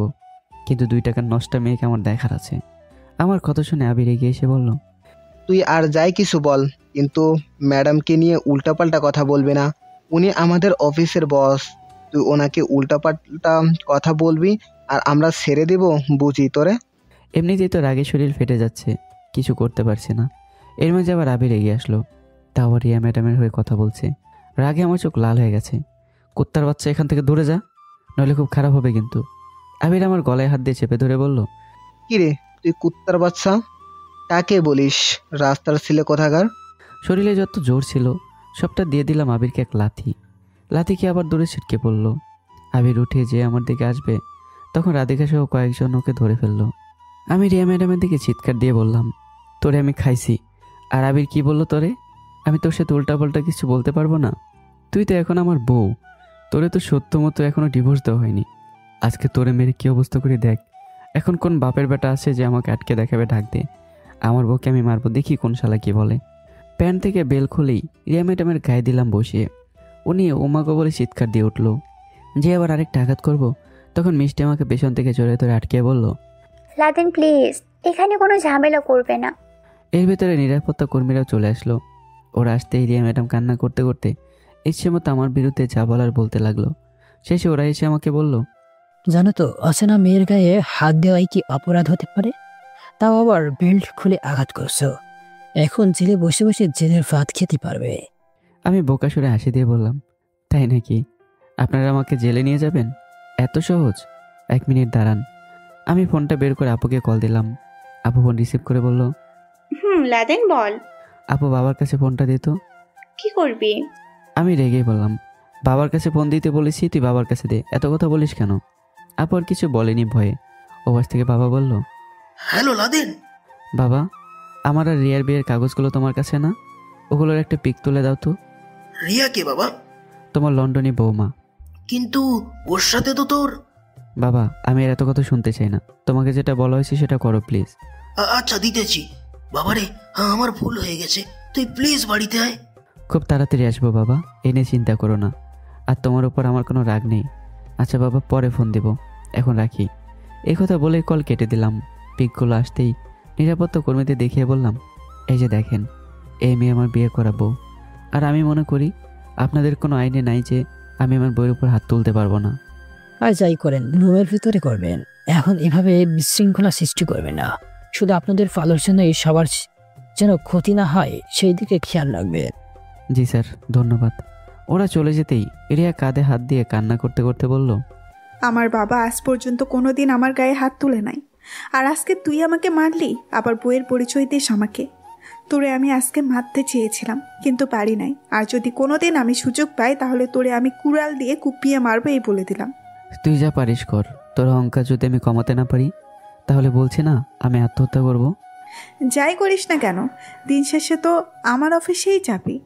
সে গেলে তো যাবই, সাইন করেছি তো যেতেই হবে। তবে দেখা তো যাবেই, কে কত দূর যেতে পারে। মিষ্টি, আজ থেকে তুমি আমাদের সাথে থাকবে। এখানে কারো কোনো কথায় কাজ করতে হবে না। তোমাকে তো আমাদের সেবার জন্য দেওয়া হয়েছে, সো আমাদের সাথে থাকবে। আমরা যা বলবো তাই করবে। আমি মিষ্টির দিকে তাকিয়ে বললাম, আমি তো দেশি মানুষ, সব আমাকে ছেড়ে দিল, কিন্তু মিষ্টি, আমি আশা করি তুমি যাবে না। এক কাজ করো, তোমার বসকে ফোন করে বলে দাও আমি কয়েকদিন ছুটি নিয়ে সুন্দরবন ঘুরে দেখব। স্যার আমার জায়গায় অন্যজনকে পাঠিয়ে দেন। মিষ্টি আমার দিকে আবারও চকলেট এগিয়ে দিয়ে একটা হাসি দিল আর বলল, আপনি আমার দেশি মানুষ, আপনাকে ছেড়ে কিভাবে চলে যাব? আর আমি তো মিথ্যা কথা বলেছি। আমি এখানে কর্মচারী। কে বললো? আমি এখানকার ম্যানেজার। আমার কথাই সব কিছু হয়। আমার বস তো শুধু ঘুরে ঘুরে দেখে আমাদের কাজগুলো। এখানে আমি যা বলবো তাই হবে। আপনি চিন্তা করেন কেন? আমি আপনার সাথে আছি না? আমি মিষ্টির হাত থেকে চকলেট নিয়ে রিয়াকে উদ্দেশ্য করে বললাম, এখানে অনেকে আছে অহংকারী মেয়ে, মনে করে যেন তাদের কথা মতোই সব কিছু হবে। আমার কথা শুনে রিয়া শুধু আগে ফুঁসতে লাগলো, কিন্তু কিছু বলছে না। তবে ভিড়ের ভেতর থেকে রাধিকা এগিয়ে এসে আমার হাত ধরে বলল, আমাকে মাফ করে দে। তোর সাথে একই হাত ধরে আমার পথ চলা, আর আজকে তোর এত অপমান করলো আমি কিছুই করতে পারলাম না। চাকরির গুল্লি মারি। যেই চাকরি আমার বন্ধুকে অপমানিত করে, সেই চাকরি না হয় নাই করলাম। রাধিকার কথা শুনে আবির এগিয়ে এসে বলল, রাধিকা, তুমি এসব কি বলছো? রাধিকা ঠাস করে আবিরের গালে চড় দিয়ে বলল, আজকে থেকে তোর সাথে আমার ব্রেকআপ। তুই আমার বেস্ট ফ্রেন্ডের গলায় হাত দিয়ে চেপে ধরলি। এত বড় সাহস তোর! তোর মতো বয়ফ্রেন্ড থাকার দরকার নেই আমার। দেশে কি ছেলে কম আছে রে? বয়ফ্রেন্ড গেলে বয়ফ্রেন্ড পাবো, কিন্তু বেস্ট ফ্রেন্ড গেলে বেস্ট ফ্রেন্ড কখনো খুঁজে পাবো না। লাদেন, প্লিজ আমাকে মাফ করে দে। রাধিকার কথা শুনে আমার চোখ দিয়ে পানি পড়তে লাগলো। ও কি বললো আজকে? আর আমি রাধিকাকে ভুল বুঝছি। রাধিকা চোখের পানি মুছে বললাম, থাক, আমার জন্য কান্না করিস না। আমি আসি না তোর পাশে, ছেড়ে যাব কেন? হ্যাঁ, আমি শুধু বোকার মতো দাঁড়িয়ে আছে। মিষ্টি রিয়া ম্যাডামকে বলল, আজ থেকে আরেকজন আমার জায়গায় আপনাদের সাহায্য করবে। এখন আপনারা যেতে পারেন, আর যদি কোনো সমস্যা থাকে আমাকে জানাবেন, ঠিক আছে? আমরা তিনজন মিলে সামনে হাঁটতে লাগলাম, আর ওরা সবাই চুপচাপ দাঁড়িয়ে আছে। রুমে যাওয়ার পর বিছানার উপর গিয়ে বসলাম। চুপ করে বিছানার এক কোণায় মাথা দিয়ে বসলাম। আমরা মাঝে মাঝে যা চাই তা পাই না। ভালোবেসে গার্লফ্রেন্ড হারালাম, আর গার্লফ্রেন্ডের জন্য বাড়ি ছাড়লাম। এখন আবার বইয়ের জন্য জীবন থেকে আনন্দের মুহূর্তগুলো হারিয়ে ফেললাম। এই না হলে জীবন? আমার থেকে কুত্তার জীবনও ভালো আছে আমি মনে করি। আচ্ছা, শান্তি কবে হবে? আমি মরলে কি শান্তি হবে? হয়তো হবে। রাধিকা আমার মাথায় হাত দিয়ে বলল, কি রে, কি চিন্তা করিস? কি আর চিন্তা করব? এখানে আসছিলাম একটু ঘুরতে। ভেবেছিলাম এখানে সে সবার সাথে মজা করব। মজা তো করতে পারলাম না, উল্টো সবার সাথে ঝগড়া করেছি। ও, এই কথা?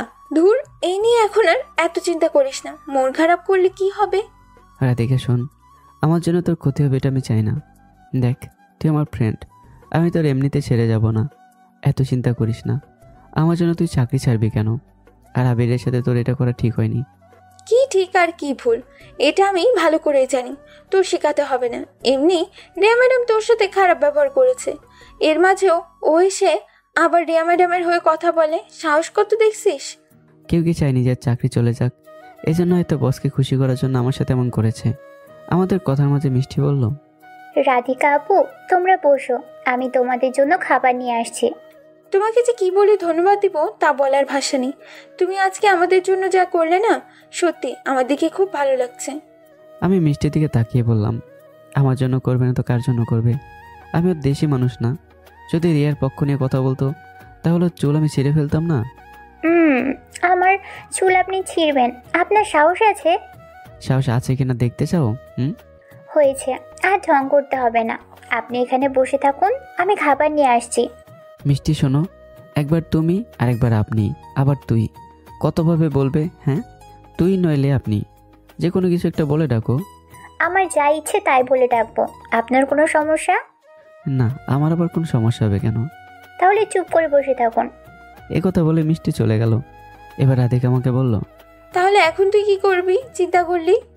অনেক বড় কিছু করব, তবে ওর সাথে এমন কিছু করব যা ও চিন্তা করতে পারবে না। তা কি করবি শুনি, একটু বল। তোর বাবা কোথায় চাকরি করে বলতো? কেন, কি করতে চাস? ওনার সাথে দেখা করতে হবে, খুব গুরুত্বপূর্ণ একটা দরকার আছে। তাহলে কি যাবি বাবার কাছে? যাব। এখান থেকে ফিরে পরের দিনই তোর বাবার সাথে দেখা করব। আচ্ছা ঠিক আছে, আমি বাবাকে বলে দিব যে আমরা আসছি। আমি কি ভিতরে আসবো? আরে মিষ্টি, তোর রুম, তোদের বাসা, তুই আসবি না তো কে আসবে? হ্যাঁ, মিষ্টি আমাদের সামনে খাবার রেখে বলল, নে আগে খেয়ে নে, অনেক কথা হয়েছে। আমি খেতে খেতে বললাম, রাধিকা দেখ, আমি আবারও বলছি, আমার জন্য তো ঝগড়া করতে হবে না। তুই ওদের সাথে মিলেমিশে থাকতে পারিস। তুই যদি আর একবার এই বিষয়ে কথা বলিস তো আমি তোর 12টা বাজাবো। আচ্ছা বাবা, সরি, তোর যা ইচ্ছে হয় তুই তাই কর। খাবার শেষ হবার পর মিষ্টি রাধিকাকে বলল, আপু, আপনি আমার সাথে চলুন, এখন থেকে আপনি আমার সাথে থাকবেন। এ কথা বলে মিষ্টি রাধিকাকে নিয়ে চলে গেল। যাবার আগে রাধিকা বলে গেল, সাবধান, এখন আর কোনো ঝগড়া করবি না, ঠিক আছে? ওরা যাওয়ার পর আমি দরজা বন্ধ করে ঘুমিয়ে গেলাম। ঘুম থেকে উঠে দিকে রাত হয়ে গেছে। এর মাঝে দরজার বাইরে থেকে মিষ্টি বলল, লাদেন, ভিতরে আছো নাকি এখনো ঘুমে? মিষ্টির কথা শুনে আমি দরজা খুলে বললাম, আয় ভেতরে। মিষ্টি ভেতরে ঢুকে সোফায় বসে বলল, তা ঘুমিয়েছিলে এতক্ষণ? আচ্ছা শোনো, কালকে আমরা এক জায়গায় ঘুরতে যাব, তবে এখনো একটা কাহিনী বাকি আছে। এখন আবার কি বাকি আছে? কালকে গেলে দেখতে পারবি। এসব এখন বাদ দে। মিষ্টি শোন, আমি কি বলি। বলুন, আমি শুনছি। আচ্ছা, তুই এত সুন্দর কেন? মিষ্টি আমার কথা শুনে একটু লজ্জা পেল, কিন্তু খানিকক্ষণ পর বলল, থাক, আমাকে আর পাম দিতে হবে না। বউ রেখে কি আর অন্য মেয়ের প্রশংসা করে কেউ? আমার আবার বউ কোথায় দেখলে তুই? থাক থাক, এখন আর মিথ্যা কথা বলতে হবে না। তখন তো বিয়ের কাগজপত্রগুলো বের করে দেখিয়েছিলে। ও এই কথা। আরে শোন, ওকে আমি বাবা জোড়াজোড়িতে বিয়ে করি, কিন্তু বিয়ে করেছি ঠিকই, ওর গায়ে হাত পর্যন্ত দিতে পারিনি এখনো। ও তো বিয়ের পরের দিন এসে আমার কাছ থেকে ডিভোর্স পেপারে সাইন নিয়ে গেছে। এখন শুধু 6 মাসের অপেক্ষা, পরে ওর সাথে সত্যি সত্যি ডিভোর্স হয়ে যাবে। আপনার বাবা আপনার সাথে এমন কেন করলেন? আমার বাবা খুব রাগী মানুষ, উনি যা বলেন তাই করেন, এই জন্য আমার বিয়ে করতে হয়েছে। তার মানে এই মেয়ে আপনার বউ ছিল? বাদ দে, এসব কথা বলে আমি সময় নষ্ট করতে চাই না। আপনি তখন বললেন যে ওর উপরও আপনি প্রতিশোধ নেবেন, তবে আমার এতটা খারাপ লাগছে। তখন দেখলাম ওই মেয়ে আপনাকে লাথি মেরে নিচে ফেলে দিল। আজকে তো শুধু আমাকে লাথি দিয়েছে, কিন্তু যদি কোনোদিনও সুযোগ পায় না, তাহলে আমার বুকে ছুরি ঢুকিয়ে দেবে। তবে এখন অনেক বড় একটা কিছু করতে হবে আমার। আমি কি এখন যাব? এত তাড়াতাড়ি গিয়ে কী করবি? আর রাধিকা কোথায়? ও তো রুমে বসে ফোন নিয়ে বিজি। একটু পর পর ওই ছেলেকে কল দিয়েছে, এই জন্য আমি উঠে চলে আসছি। ভালো কাজ করছো। আচ্ছা মিষ্টি, তোর একটা কথা বলবো? জি, বলতে পারেন। তোর কি বয়ফ্রেন্ড আছে? আরে কি যে বলেন না আপনি, কাজ করতে করতেই জীবন শেষ, আবার এসব আজব জিনিস রেখে কি করব? হঠাৎ করে কেউ যদি তোরে বলে সে তোরে পছন্দ করে, তাহলে কি করবি? আমার কথা শুনে মিষ্টি একটু লজ্জা পেয়ে বলল, তখন এর বিষয় তখন দেখা যাবে। মনে হচ্ছে যেন আমার কথা শুনে তুই লজ্জা পেলি। আপনাকে বলেছে আমি লজ্জা পাচ্ছি, আর আপনি কি এমন বললেন যে আমি লজ্জা পাচ্ছি? হঠাৎ কোনো একদিন বলেই দেবো, কিন্তু এখন নতুন কিছু চিন্তা করছি। তা কি বলবেন শুনি? এই তো বলবো যে তুমি খুব সুন্দর, আমি তোমার প্রেমে পড়েছি, তোমার মতো মেয়ে পেলে আর কিছু লাগবে না, তুমি লক্ষ্মী বউ হবে, এসব বলবো। জান, আপনি যে কি কথা বলেন। কেন, আমি কি উল্টাপাল্টা কথা বলেছি নাকি? উল্টাপাল্টা না হলেও অনেক পাকনা পাকনা কথা বলেন আপনি। তোমার মোবাইলটা দাও তো একটু। কেন? ফোন দিয়ে কি করবেন? আর তুই থেকে তুমি কেন? আমার যখন যাইছে তাই বলবো, এখন ফোনটা দাও। কি করবেন এটা তো বলুন। আমি মিষ্টি চোখের দিকে তাকিয়ে বললাম, আমি কি করব তুমি কি বোঝো না? মিষ্টি চোখ নিচু করে বলল, আপনি এমন কেন বলুন। কেমন আমি বলো শুনি? মিষ্টি আমার হাতে ফোন দিয়ে বলল, নিন, আমি এত কিছু বলতে পারবো না। আমি মিষ্টির কাছ থেকে ফোন নম্বরটা নিয়ে সেভ করে বললাম, যদি কল আসে তো ফোনটা রিসিভ করবেন ম্যাডাম, নাকি আমার মতো কীভাবে আপনার কাছ থেকে ফোন নাম্বার নিয়ে নিয়েছে এর আগে? সাহস আছে কারো আমার ফোন আমার অনুমতি ছাড়া হাতে নিবে? তাহলে আমাকে দিলে কেন? আরে আপনার হিসেব তো আলাদা। যেন বলো শুনি। মিষ্টি দাঁড়িয়ে দরজার কাছে গিয়ে বলল, আপনি এত কথা বলেন কেন? একটু চুপ থাকতে পারেন না? আমাকে একা রেখে চলে যাবে? আমি আবার কোথায় যাব? এই যে রুমে চলে যাচ্ছেন। তো আপনাকে কি আর ঘুম পাড়িয়ে দিতে হবে নাকি? দিলে তো ভালোই হয়। পা ভেঙে দিব একদম, চুপচাপ ঘুমিয়ে পড়ুন। এই কথা বলে মিষ্টি আস্তে আস্তে চলে গেল। বিছানায় শুয়ে শুয়ে চিন্তা করছি, আজকে যদি আমার বউ আমাকে মেনে নিত, তাহলে ওর সাথে কতই না জমি প্রেম করতে পারতাম। কিন্তু আমার মন থেকে উঠে গেছে। একবার মন থেকে যে উঠে যায়, তার আর দ্বিতীয়বার আমি চিন্তাই করি না তাকে নিয়ে। তবে এখন চিন্তা ভাবনা করছি, যদি আমার আরেক বিয়ে করতে হয় তাহলে মিষ্টিকেই করব। এই মেয়েটা যেমনই হোক আমার কথা তো শুনে, তবে আর যাই কিছু বলি না কেন, সত্যি ওর মনটা অনেক ভালো। এসব চিন্তা করতে করতে ঘুমিয়ে গেলাম। সকালে সূর্যের আলোয় ঘুম ভাঙলো। ঘুম থেকে উঠে একটু বাইরে হাঁটতে বেরোলাম। রুম থেকে বেরোয় একটু সামনে এগিয়ে গিয়ে দেখি রিয়া ম্যাডাম হাঁটাহাঁটি করছে। আমার সামনে এসে রিয়া ম্যাডাম একবার আমার দিকে তাকিয়ে বলল, মনে হয় আজকের দিনটাই খারাপ যাবে, কেন যে সকালে বের হতে গেলাম। আমিও কম কি, ও বলতে পারলে আমি বলতে পারবো না? আমি জোরে বললাম, চেয়ে না চেহারা, কুত্তায় দেয় না পাহারা, আবার এই চেহারা নিয়ে অহংকার করে। থাক থাক, এত কিছু বলে লাভ নেই, পরে আবার কান্না করে দেবে। কালকে এক আঘাতেই কেমন যেন কান্না করে দিল, আর একদিন যদি গাছের সাথে বেঁধে পেটাই তাহলে যে কী অবস্থা হবে। আমার তো মাঝে মাঝে খুব হাসি পায়। আমার কথা শুনে রিয়া ম্যাডাম জায়গা দাঁড়িয়ে গেল, আমার দিকে তাকিয়ে বলল, কিরে, তুই কি আমাকে কথাগুলো বললি? আমি রিয়ার দিকে তাকালাম আর বললাম, এই মেয়ে তুই কে? তোরে তো আমি চিনলাম না, আর আমার কি কুত্তা কামড় দিছে যে তোরে দেখে আমার এসব কথা বলতে হবে? আচ্ছা, আমি যে তোরে এত অপমান করি, এরপরেও কিভাবে তুই আমার সামনে আসলি? তোর কি একটুও লজ্জা শরম নাই? ছেলে মানুষের আবার কিসের লজ্জা? আমরা তো চাইলে প্যান্ট খুলেও আন্ডার প্যান্ট পরে ঘুরতে পারি, কে কি বলবে? আমরা চাইলে যা করতে পারবো, তোর মতো মেয়েরে কি তাই পারবে? কিছু কিছু মানুষ নিজেকে আবার অফিসের বস দাবি করে। আমার তো মনে হয় কোনো কোনো মানুষের ভিতরে অফিসের বস হতো দূরের কথা, অফিসে পিয়ন হওয়ারই যোগ্যতা পর্যন্ত নেই। হঠাৎ করে পিছন থেকে রাধিকা আমার হাত টেনে বলল, কিরে তুই এখানে কি করিস? চল এখন এখান থেকে, সকালে নাস্তা করে আসি, চল।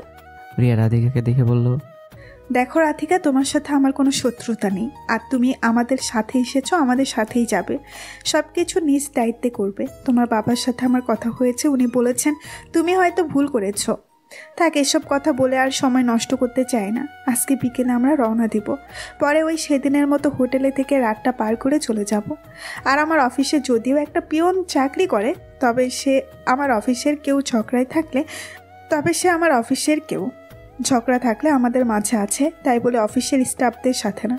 সময় মতো সবাইকে রেডি থাকতে বলবে। আমি রিয়ার দিকে তাকিয়ে বললাম, এই মেয়ে, তোর কি মনে হয় আবার আমি তোর বোকা বোকা কথায় ফেসে যাব? খুব হাসি পায় রে আমার।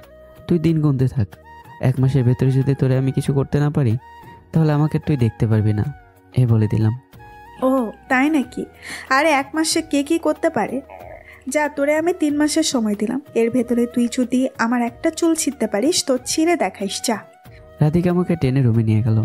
রুমে নিয়ে গিয়ে রেখে বলল, তুই জানিস ম্যাডামের সাথে কথা বললে তোর ঝগড়া হয়, এরপরও কেন ওনার সাথে তুই কথা বলিস? আরে তুই এটা বুঝিস না কেন? কথা না বললে কি খেলা জমবে? আর যাই করি কথা তো বলতেই হবে। ভাই, তোরে আমি আজ পর্যন্ত চিনতেই পারিনি, তুই যে মাঝে মাঝে কি করিস আমার মাথায় ঢোকে না। মিষ্টি রুমে ঢুকেই বলল, এত ঢোকাতে হবে না, এখন রেডি হন সবাই, সকালে নাস্তা খেয়ে আমরা বের হব। আমরা 3 জন একসাথে ঘুরবো, ওদের সাথে কিন্তু আমরা যাব না। রাধিকা আপু, আপনি এটা ভুলে যাবেন না, এটা আমার এলাকা, এখানে আমি 5 বছর ধরে চাকরি করি, আর আপনারা তো আমার কাছের মানুষ, আপনাদের সম্মান কিভাবে বাঁচাতে হয় তা আমার জানা আছে না। আমি মজা করে মিষ্টিকে বললাম, আমরা কি শুধু তোমার কাছেরই মানুষ, এর বাইরে আর কিছু না? মিষ্টি রাতের মতো আবারও লজ্জা পেয়ে মাথা নিচু করলো। জান, আপনি যে মাঝে মাঝে কী সব বলেন, এখন তাড়াতাড়ি রেডি হয়ে বের হন। মিষ্টি চলে যাওয়ার পর রাধিকা বলল, কাহিনী কি মামা, ডাল মে কুছ কালা হ্যায়। ডালে আবার কালা কি? কী সব বলিস? আরে গাধার বাচ্চা, এটা হিন্দি ভাষা, বলছি এখানে কোনো একটা ঘাবলা তো আছে। থাকলে স্বাভাবিক, থাকতেই পারে, তোর কি বলতে হবে? এখন গিয়ে রেডি হ। দেখ ভাই, এখানে আমরা 2-3 দিনের জন্য ঘুরতে এসেছি, দেখিস আবার উল্টাপাল্টা কিছু করিস না। দূর, তুই যা তো, এত বিরক্ত করিস না। আমার কথা শুনে রাধিকা চলে গেল। রাধিকা যাবার পর রেডি হয়ে রুম থেকে বের হলাম। রাধিকার মিষ্টি আসার পর আমরা নাস্তা করে গাড়ি নিয়ে বের হলাম। কিছুটা সামনে যেতেই দেখি আমাদের অফিসের স্টাফদের গাড়ি, ওরা হয়তো ঘুরতে বের হয়েছে। ওদের গাড়ির কাছাকাছি আমাদের গাড়ি যেতেই বললাম, জানিস রাধিকা, অনেকে আছে সাহস নিয়ে সুন্দরবন জঙ্গলের ভেতরে ঢুকে পরে বিপদ আসলে কান্না করে বলে, আমাকে বাঁচাও প্লিজ, আমি বাঁচতে চাই। আমার তো হাসি পায় রে। আবার অনেকে মনে করে বেস্ট ফ্রেন্ডের থেকে গার্লফ্রেন্ডের সম্পর্ক অনেক জটিল। আরে বেটা, তুই তো প্রেম করিস 2 দিন হলো, আর আমাদের বেস্ট ফ্রেন্ডের সম্পর্ক কতদিনে তার হিসাব আছে? আবার খুব বড় গলায় কথা বলে, তুই তো রাস্তার ছেলে। রাধিকা আমার মুখে হাত দিয়ে বলল, চুপ কর তো, আর ইদানিং দেখছি তুই বেশি বেশি কথা বলিস, কেন এমন করিস বল? আমি রাধিকাকে ইশারায় বললাম, মুখ থেকে হাতটা সরা, নাহলে কিন্তু চুমা দিয়ে দেব। রাধিকা হাত সরিয়ে বলল, কুত্তা, তুই আর মানুষ হবি না। আমি রাধিকার হাত ধরে বললাম, জানো তুমি আমাকে মানুষ করে দাও না, চল আমরা মঙ্গল গ্রহে চলে যাই। রাধিকা গালে আস্তে করে একটা চড় দিয়ে বলল, তুই বসে বসে স্বপ্ন দেখ। আমাদের কাহিনী দেখে মিষ্টি খিলখিল করে হাসছে, ওর হাসি দেখে আমিও হাসছি। আচ্ছা, আমরা এভাবে হাসছি কেন? মনে হচ্ছে আমরা সবাই পাগল হয়ে গেছি। আমাদের হাসি দেখে সামনে থাকা অফিসের স্টাফরা আগে ফুসছে। যাক, ওদের সাথে এত মজা করা যাবে না, আমাদের মতো আমরা ঘুরতে থাকি। 2-3 ঘন্টা ঘুরে আবারও বাসায় চলে আসলাম। বাসায় গিয়ে খেয়ে রুমে বসে আছি, তখন মিষ্টি আমাকে ডেকে বলল, লাদেন, সামনে গিয়ে দেখ, বড় একটা হল রুম আছে, ওখানে যা রাধিকাকে নিয়ে। এখন আবার ওখানে কেন? আরে তোরে বলছি, তুই যা। এই কথা বলে মিষ্টি চলে গেল। আমি রুম থেকে বেরোতে দেখি রাধিকা মন খারাপ করে দাঁড়িয়ে আছে। রাধিকাকে দেখে বললাম, কি ম্যাডাম, এভাবে মন খারাপ করে দাঁড়িয়ে আছেন কেন? রাধিকা আমার কথা শুনে বলল, আজকে কেন যেন ভালো লাগছে না। তাই কি নিয়ে মন খারাপ আমি কি শুনতে পারি? শুনে কি করবি? কি আর করব, ভালো লাগলে তোরে জড়িয়ে ধরবো, আর খারাপ লাগলে তোরে চুমা দেবো। তুই সবসময় এমন করিস কেন? একটু কি মন খারাপ করেও থাকতে দিবি না? তুই আমার বেস্ট ফ্রেন্ড, তুই মন খারাপ করবি কেন? হ্যাঁ, দরকার পড়লে তোর জন্য 5টা জামাই নিয়ে আসবো, তা মন খারাপ করতে পারবি না। লাদেন, এখন কিন্তু মায়ের খাবি। দেখি তোর কেমন সাহস, আমাকে মারবি, মেরে দেখাতো। যা, তোর সাথে আমি আর কথাই বলবো না। এবার সিরিয়াস হয়ে আমি রাধিকার পাশে গিয়ে দাঁড়ালাম। আবিরের জন্য মন খারাপ? আরে না, আবিরের জন্য না, এতদিন ধরে বাবা মাকে দেখতে পারছি না। তুই তো এতদিনই কথা বলিসনি। আমি তো এখানে আসছি থেকেই বাবা মায়ের সাথে কথা বলতে পারিনি। এখান থেকে গিয়ে তোদের গ্রামে বেড়াতে যাব, যাবি না আমাকে নিয়ে? তার আগে একটা মিশন কমপ্লিট করতে হবে, পরে নিয়ে যাব। তুই কি করতে চাস আমাকে পর্যন্ত বলিস নাই, আবার মিশন কি? কিছুই তো বুঝতে পারছি না। সময় হলে বুঝতে পারবি, এখন না। তবে আর যাই করিস ভাই, ঝগড়া করিস না, সাবধান, ঠিক আছে? তোর বলতে হবে না। এখন চল, মিষ্টি বলে গেল হল রুমে নাকি যেতে হবে। তাই তো বলবো। অফিসের সবাইকে ওখানে ডেকেছে, কিন্তু কি জন্য ডেকেছে ও জানে। চল আগে গিয়ে দেখি। লাদেন, ওখানে গিয়ে কোনো রকম ঝগড়া করবি না, ঠিক আছে? যদি আমার উপরে উপরে ঝগড়া করে আমি কি ছেড়ে দেবো? বলতে একটা করেই ফেলছি, যে সাথে করে একটা পিস্তল নিয়ে আসিনি। এমন মায়ের খাবি না ছেলে আমার হাতে, নামটা বলতেও পরে ভুলে যাবি। এখন চল যাই। রাধিকা আর আমি হলরুমের দিকে যেতে লাগলাম। ওর কাছে যেতেই রিয়া ম্যাডাম ভেতর থেকে এসে আমাকে জড়িয়ে ধরে একেবারে আমাকে নিয়ে নিচে পড়ে গেল। আমি নিচে পড়ে আছি আর উনি আমার উপরে। রিয়া ম্যাডামের দিকে তাকাতেই আমার চোখের উপর নজর গেল। রিয়া ম্যাডাম এক দৃষ্টিতে আমার দিকে তাকিয়ে আছে। আমি চোখ দিশারে করে বললাম, আমার উপর থেকে ওঠেন প্লিজ। রিয়া ম্যাডাম আমার কথা শুনে লজ্জা পেয়ে আমার উপর থেকে উঠে গেল। এই প্রথম আজকে রিয়া ম্যাডামকে লজ্জা পেতে দেখলাম। আমি উপরে উঠেই রিয়া ম্যাডামকে বললাম, একটু দেখে শুনে চলাচল করবেন। যদি মরারও তো শখই থাকে, রাধিকাকে বলবেন ও খাবারের সাথে বিষ মিশিয়ে দেবে, পরে আমি এখানেই মারা যাব। রাধিকা আমার পিঠে চিমটি দিয়ে বলল, তুই এভাবে বললি কেন? আমি কি তোরে মারতে পারবো বল? তোর জন্য আমি এত কিছু করলাম, আর আজকে তুই আমাকে এই কথাগুলো বলতে পারলি? আমি রাধিকার গাল টেনে বললাম, সরি বেবি, আমার ভুল হয়ে গেছে, আমাকে মাফ করে দেন। এমন থেকে সরে বলল, তোমরা এত নাটক করতে পারো? আর যাই হোক, হাঁটাচলা করার সময় একটু চোখ কান খোলা রাখবে, যাতে একজনের কারণে আরেকজনের কোনো ক্ষতি না হয়। কিরে রাধিকা, তোর ম্যাডাম কি কথা বলতেছে আমাকে এগুলো? তাকে বল আমাকে কিছু শেখাতে হবে না, আমি সব কিছু বুঝি। রিয়া মুখ বাঁকিয়ে বাইরে চলে গেল আর আমরা ভেতরে চলে গেলাম। ভেতরে গিয়ে দেখি সবাই বসে আছে। আমরা কি এক কোণে চুপ করে বসে রইলাম। সবাইকে একসাথে দেখে বললাম, এখানে কি হতে যাচ্ছে এটাই তো বুঝতে পারছি না। রাধিকা সামনে তাকিয়ে বলল, আমি কি করে জানবো এখানে কি হতে যাচ্ছে? আজকে সবাই একসাথে, কাহিনীটা কি? আমার মনে হয় কি জানিস, আজ বিকালে তো আমরা সবাই চলে যাব, এজন্য হয়তো মিষ্টি আমাদের জন্য কোনো অনুষ্ঠান রাখছে, দেখি ও কি করে। ধীরে ধীরে সবাই চলে আসলো। মিষ্টি সবার সামনে গিয়ে মাইকে বলতে লাগলো, আমরা যদি বড় কোনো ফ্যামিলি পেয়ে থাকি তাহলে সব সময় আমরা এই অনুষ্ঠান করে থাকি। আর আপনারা একই অফিসে চাকরি করেন, সবাই তো একটা ফ্যামিলির মতো। তবে আজকে আমি একটা কথা বলতে চাই, আজকের জন্য সবাই সব কিছু ভুলে যাবেন। অতীতে কে কার সাথে ঝগড়া করেছে কি না করেছে এগুলো কিছুক্ষণের জন্য ভুলে যাবেন, ঠিক আছে? এখন আমরা আমাদের কাজ শুরু করি। মিষ্টি এই কথাগুলো বলল, কলম দিয়ে কি জানি লিখতে লাগলো। কি জানি ও আজকে কি করবে, তবে দেখি কি করে। মিষ্টি আবার বলতে লাগলো, এখানে শুধু মেয়েদের হাতে একটা করে রাবার মার্বেল দেওয়া হবে, 5 জন করে ছেলে দাঁড়াবে আর মেয়েদের চোখ বেঁধে দেওয়া হবে। চোখ বেঁধে দেওয়ার পর ওরা রাবার মার্বেল ছেলেদের দিকে ছুঁড়ে মারবে। যার মার্বেল যার উপর গিয়ে পড়বে সে হবে আজকে এই অনুষ্ঠানের কাপল সঙ্গী, বা বলতে পারেন খেলার সঙ্গী। পরে তার সঙ্গীকে কোলে নিয়ে 5 রাউন্ড দৌড়তে হবে। যে অনুষ্ঠানে প্রথম হবে তাকে একটা বই পুরস্কার দেওয়া হবে। এখন তাহলে অনুষ্ঠান শুরু করা যাক। মনে মনে বললাম, এরে কাম সারছে। কেন যেখানে আসতে গেলাম কিসব ফালতু অনুষ্ঠানের প্রতিযোগিতা রাখছে ওরা। এগুলো কোনো অনুষ্ঠান হলো? বলবে কে কে নাচতে পারো, কে কে গান গাইতে পারো, এগুলো বলেও তো হতো। কিন্তু এসব না করে দৌড় প্রতিযোগিতা শুরু করছে। আমি এসব খেলতে পারবো না বাবা, এর থেকে বরং বসে থাকি, এটাই ভালো। আমি চুপচাপ বসে আছি। রাধিকা আমার পাশ থেকে উঠে গেল। সামনে রিয়া ম্যাডামকে সহ 5 জনের চোখ বেঁধে ওদের হাতে মার্বেল দেওয়া হলো। মিষ্টি সামন থেকে আমার কাছে এসে বলল, এখন তো আপনার বসে থাকলে হবে না, যান গিয়ে দাঁড়ান। আমি মিষ্টির দিকে তাকালাম, বললাম, তোর অনুষ্ঠান তুই কর, এসবের প্রতিযোগিতা করা দরকার ছিল বল? মিষ্টি আমার হাত ধরে টেনে তুললো আর বলল, দরকার নেই জানি, কিন্তু আমার এখানে কিছু করার নেই, আমাদের মালিকের অর্ডার আছে যে। আচ্ছা ঠিক আছে বুঝলাম, এখানে আমি ছাড়া আরও অনেক ছেলে আছে, দেখ তুই তাদের কাছে গিয়ে দাঁড়া।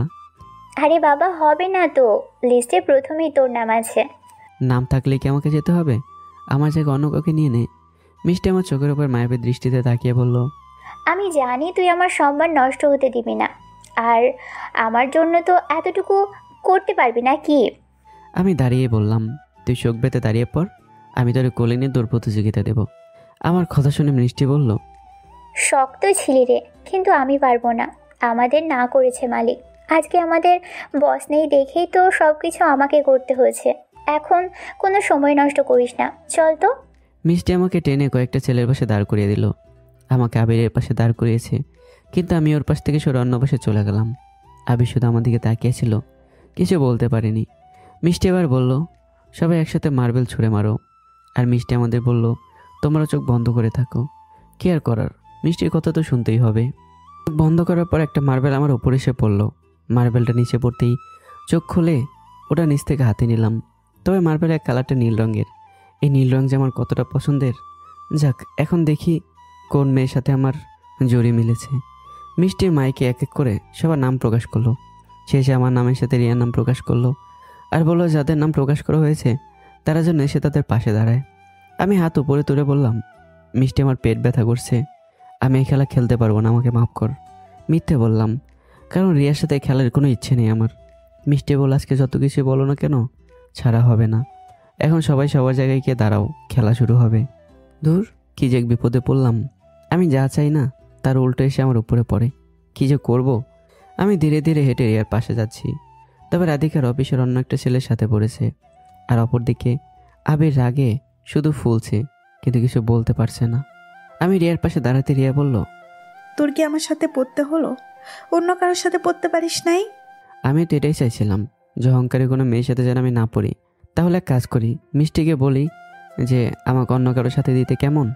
তবে অবাক করার বিষয় হলো, রিয়া আমার কথা শুনে আমার হাত ধরে ফেললো আর বলল দরকার নেই। মিষ্টি আবার আমাদের উদ্দেশ্য করে বলল যে যার সাথে যে পড়েছে তারা যেন তাদের কোলে নিয়ে রেডি থাকে। এদিকে আমি মিষ্টির কথা শুনে দাঁড়িয়ে আছি। আমার তো আর খেয়ে দিয়ে কাজ নেই, বিপদ কোলে নিয়ে প্রতিযোগিতা দেব। রিয়াও চুপচাপ দাঁড়িয়ে আছে। কে কী করবো বুঝতে পারছি না।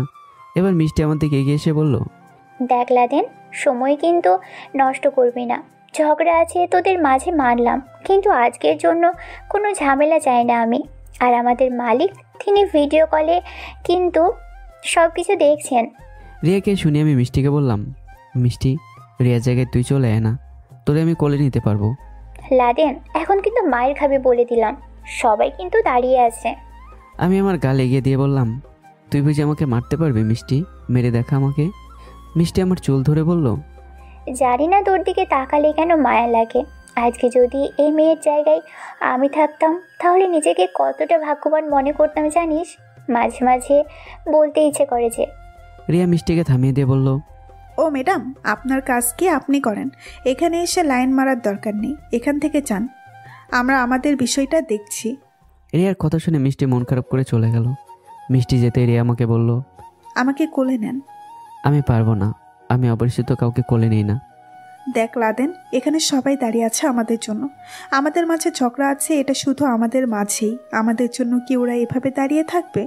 বিপদে পড়েছি যেহেতু বিপদ থেকে তো উদ্ধার হতেই হবে নাকি। উপায় না পেয়ে আমি রিয়াকে কোলে নিলাম।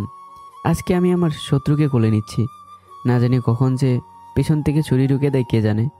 যে লম্বা মাঠ তৈরি করেছে মিষ্টি, আমার মনে হয় না কেউ 5 রাউন্ড দৌড়াতে পারবে, তার আগে পড়ে যাবে সবাই। আচ্ছা ঠিক আছে, দেখা যাক।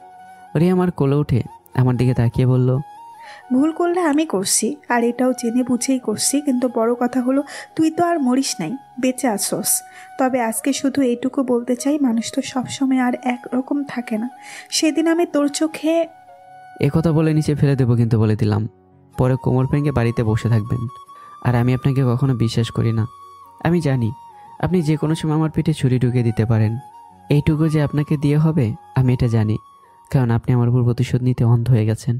আমার উপর প্রতিশোধ নেওয়ার জন্য আপনি যা ইচ্ছে তাই করতে পারেন। এখন তো আমি আপনার চোখের সামনে, এই জন্য প্রতিশোধ নিতে ভালো লাগে। তবে যখন আমি থাকবো না তখন বুঝবেন আমার মতো কেউ আপনাকে যাবে বাঘের পেট থেকে বাঁচাবে না। তবে আফসোস লাগে এই জায়গায় যে মানুষের জন্য এত কিছু করলাম, আর সে আমার পিছনে ছুরি দিয়ে দিল। আমার কথাগুলো শুনে রিয়া চোখ বন্ধ করে দিল। ও কোনো কথা বলছে না, হয়তো আবার নতুন কোনো প্ল্যান করছে কীভাবে আমাকে মারবে। হ্যাঁ রে মানুষ। মিষ্টি সবার উদ্দেশ্যে বলল, আজ পর্যন্ত এই প্রতিযোগিতায় জিতেছে মাত্র 2জন পারফেক্ট জুটি। আর এখান থেকে কে হবে সেই পারফেক্ট জুটি আমরা তাই দেখতে চাই। তো এখন শুরু করা যাক। মিষ্টির কথা শুনে শুধু বললাম, মিষ্টি, তুই আমাকে চিনিস নি, আমি প্রতিযোগিতায় অংশগ্রহণ করতে চাইনি, কিন্তু তুই আমাকে নিয়ে এলি। এখন দেখ আমি কি করি।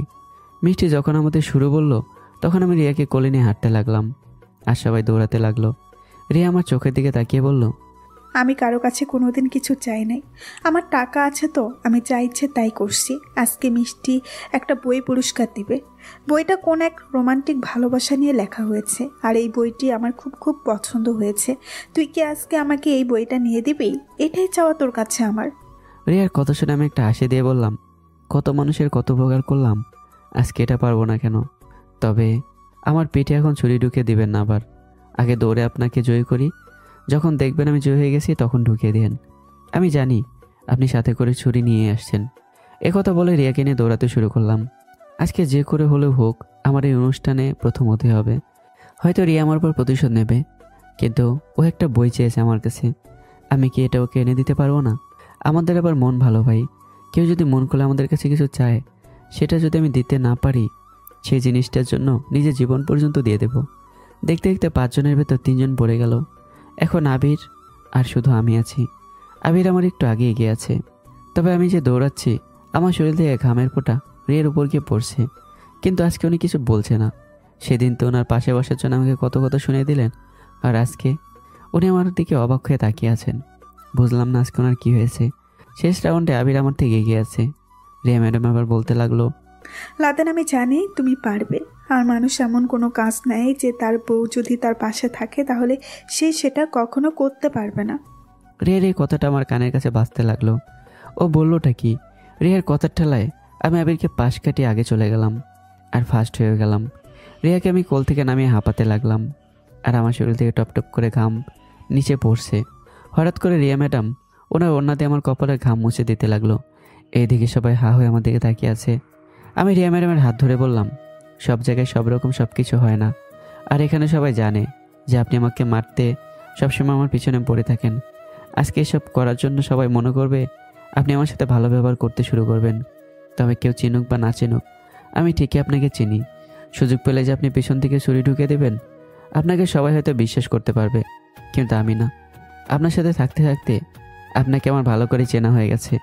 ওই কথাই আছে না, মানুষ ওপর থেকে পরিবর্তন হতে পারে, কিন্তু ভেতর থেকে সে চাইলেও পরিবর্তন হতে পারে না, যদি তার মন মানসিকতা চেঞ্জ না হয়। এ কথা বলে আমি মিষ্টিকে বললাম, মিষ্টি আমার পুরস্কারটা ওকে দিয়ে দাও, আমার এসবের দরকার নেই। সবার সামনে রিয়াকে এসব বলায় রিয়া মাথা নিচু করে দাঁড়িয়ে আছে। হয়তো অপমানিত বোধ করছে ও। হলে হয়েছে, তাতে আমার কি? ওর এসব অভিনয় আমার আর ভালো লাগে না। পরিস্থিতি সামলাতে মিষ্টি বলল, আজকে আমাদের অনুষ্ঠানে বিজয়ী হয়েছেন রিয়া ম্যাডাম আর আমাদের বীরপুরুষ লাদেন। মিষ্টির মুখ থেকে বীরপুরুষ শব্দটা শুনে বেশ ভালোই লাগছে। আমি গিয়ে রাধিকার পাশে বসে গেলাম। রাধিকার পাশে বসতে রাধিকা বলল, এমনটা না করলেও পারতি, সবার সামনে এভাবে অপমান করতে হলো। তুই দেখলি উনি আজকে তোরে কিছু বলে নাই, একটু আদর করছিলি, করতে দিতি। তুই কি আমাকে পাম দেস না আমার সাথে মজা করিস এটাই বুঝি না। আরে তোরে তো আমি ভালো কথাই বলছি। এগুলো যে আপনার ভালো কথা আমি তো জানি। তবে লাদেন, তুই আবিরকে পাশ কাটিয়ে যখন গেলি তখন যে আমার কতটা ভালো লাগছে বলার বাইরে। আমার বিশ্বাস ছিল তুই পারবি। আমি ইচ্ছে করে প্রথমে হাঁটছিলাম, কিন্তু রিয়া ম্যাডাম বলল ওনার নাকি এই বইটা খুব পছন্দের, এজন্য পরে দৌড় দিলাম। দেখিস আবার ওনার মায়া পড়িস না। তোরে বলেছে।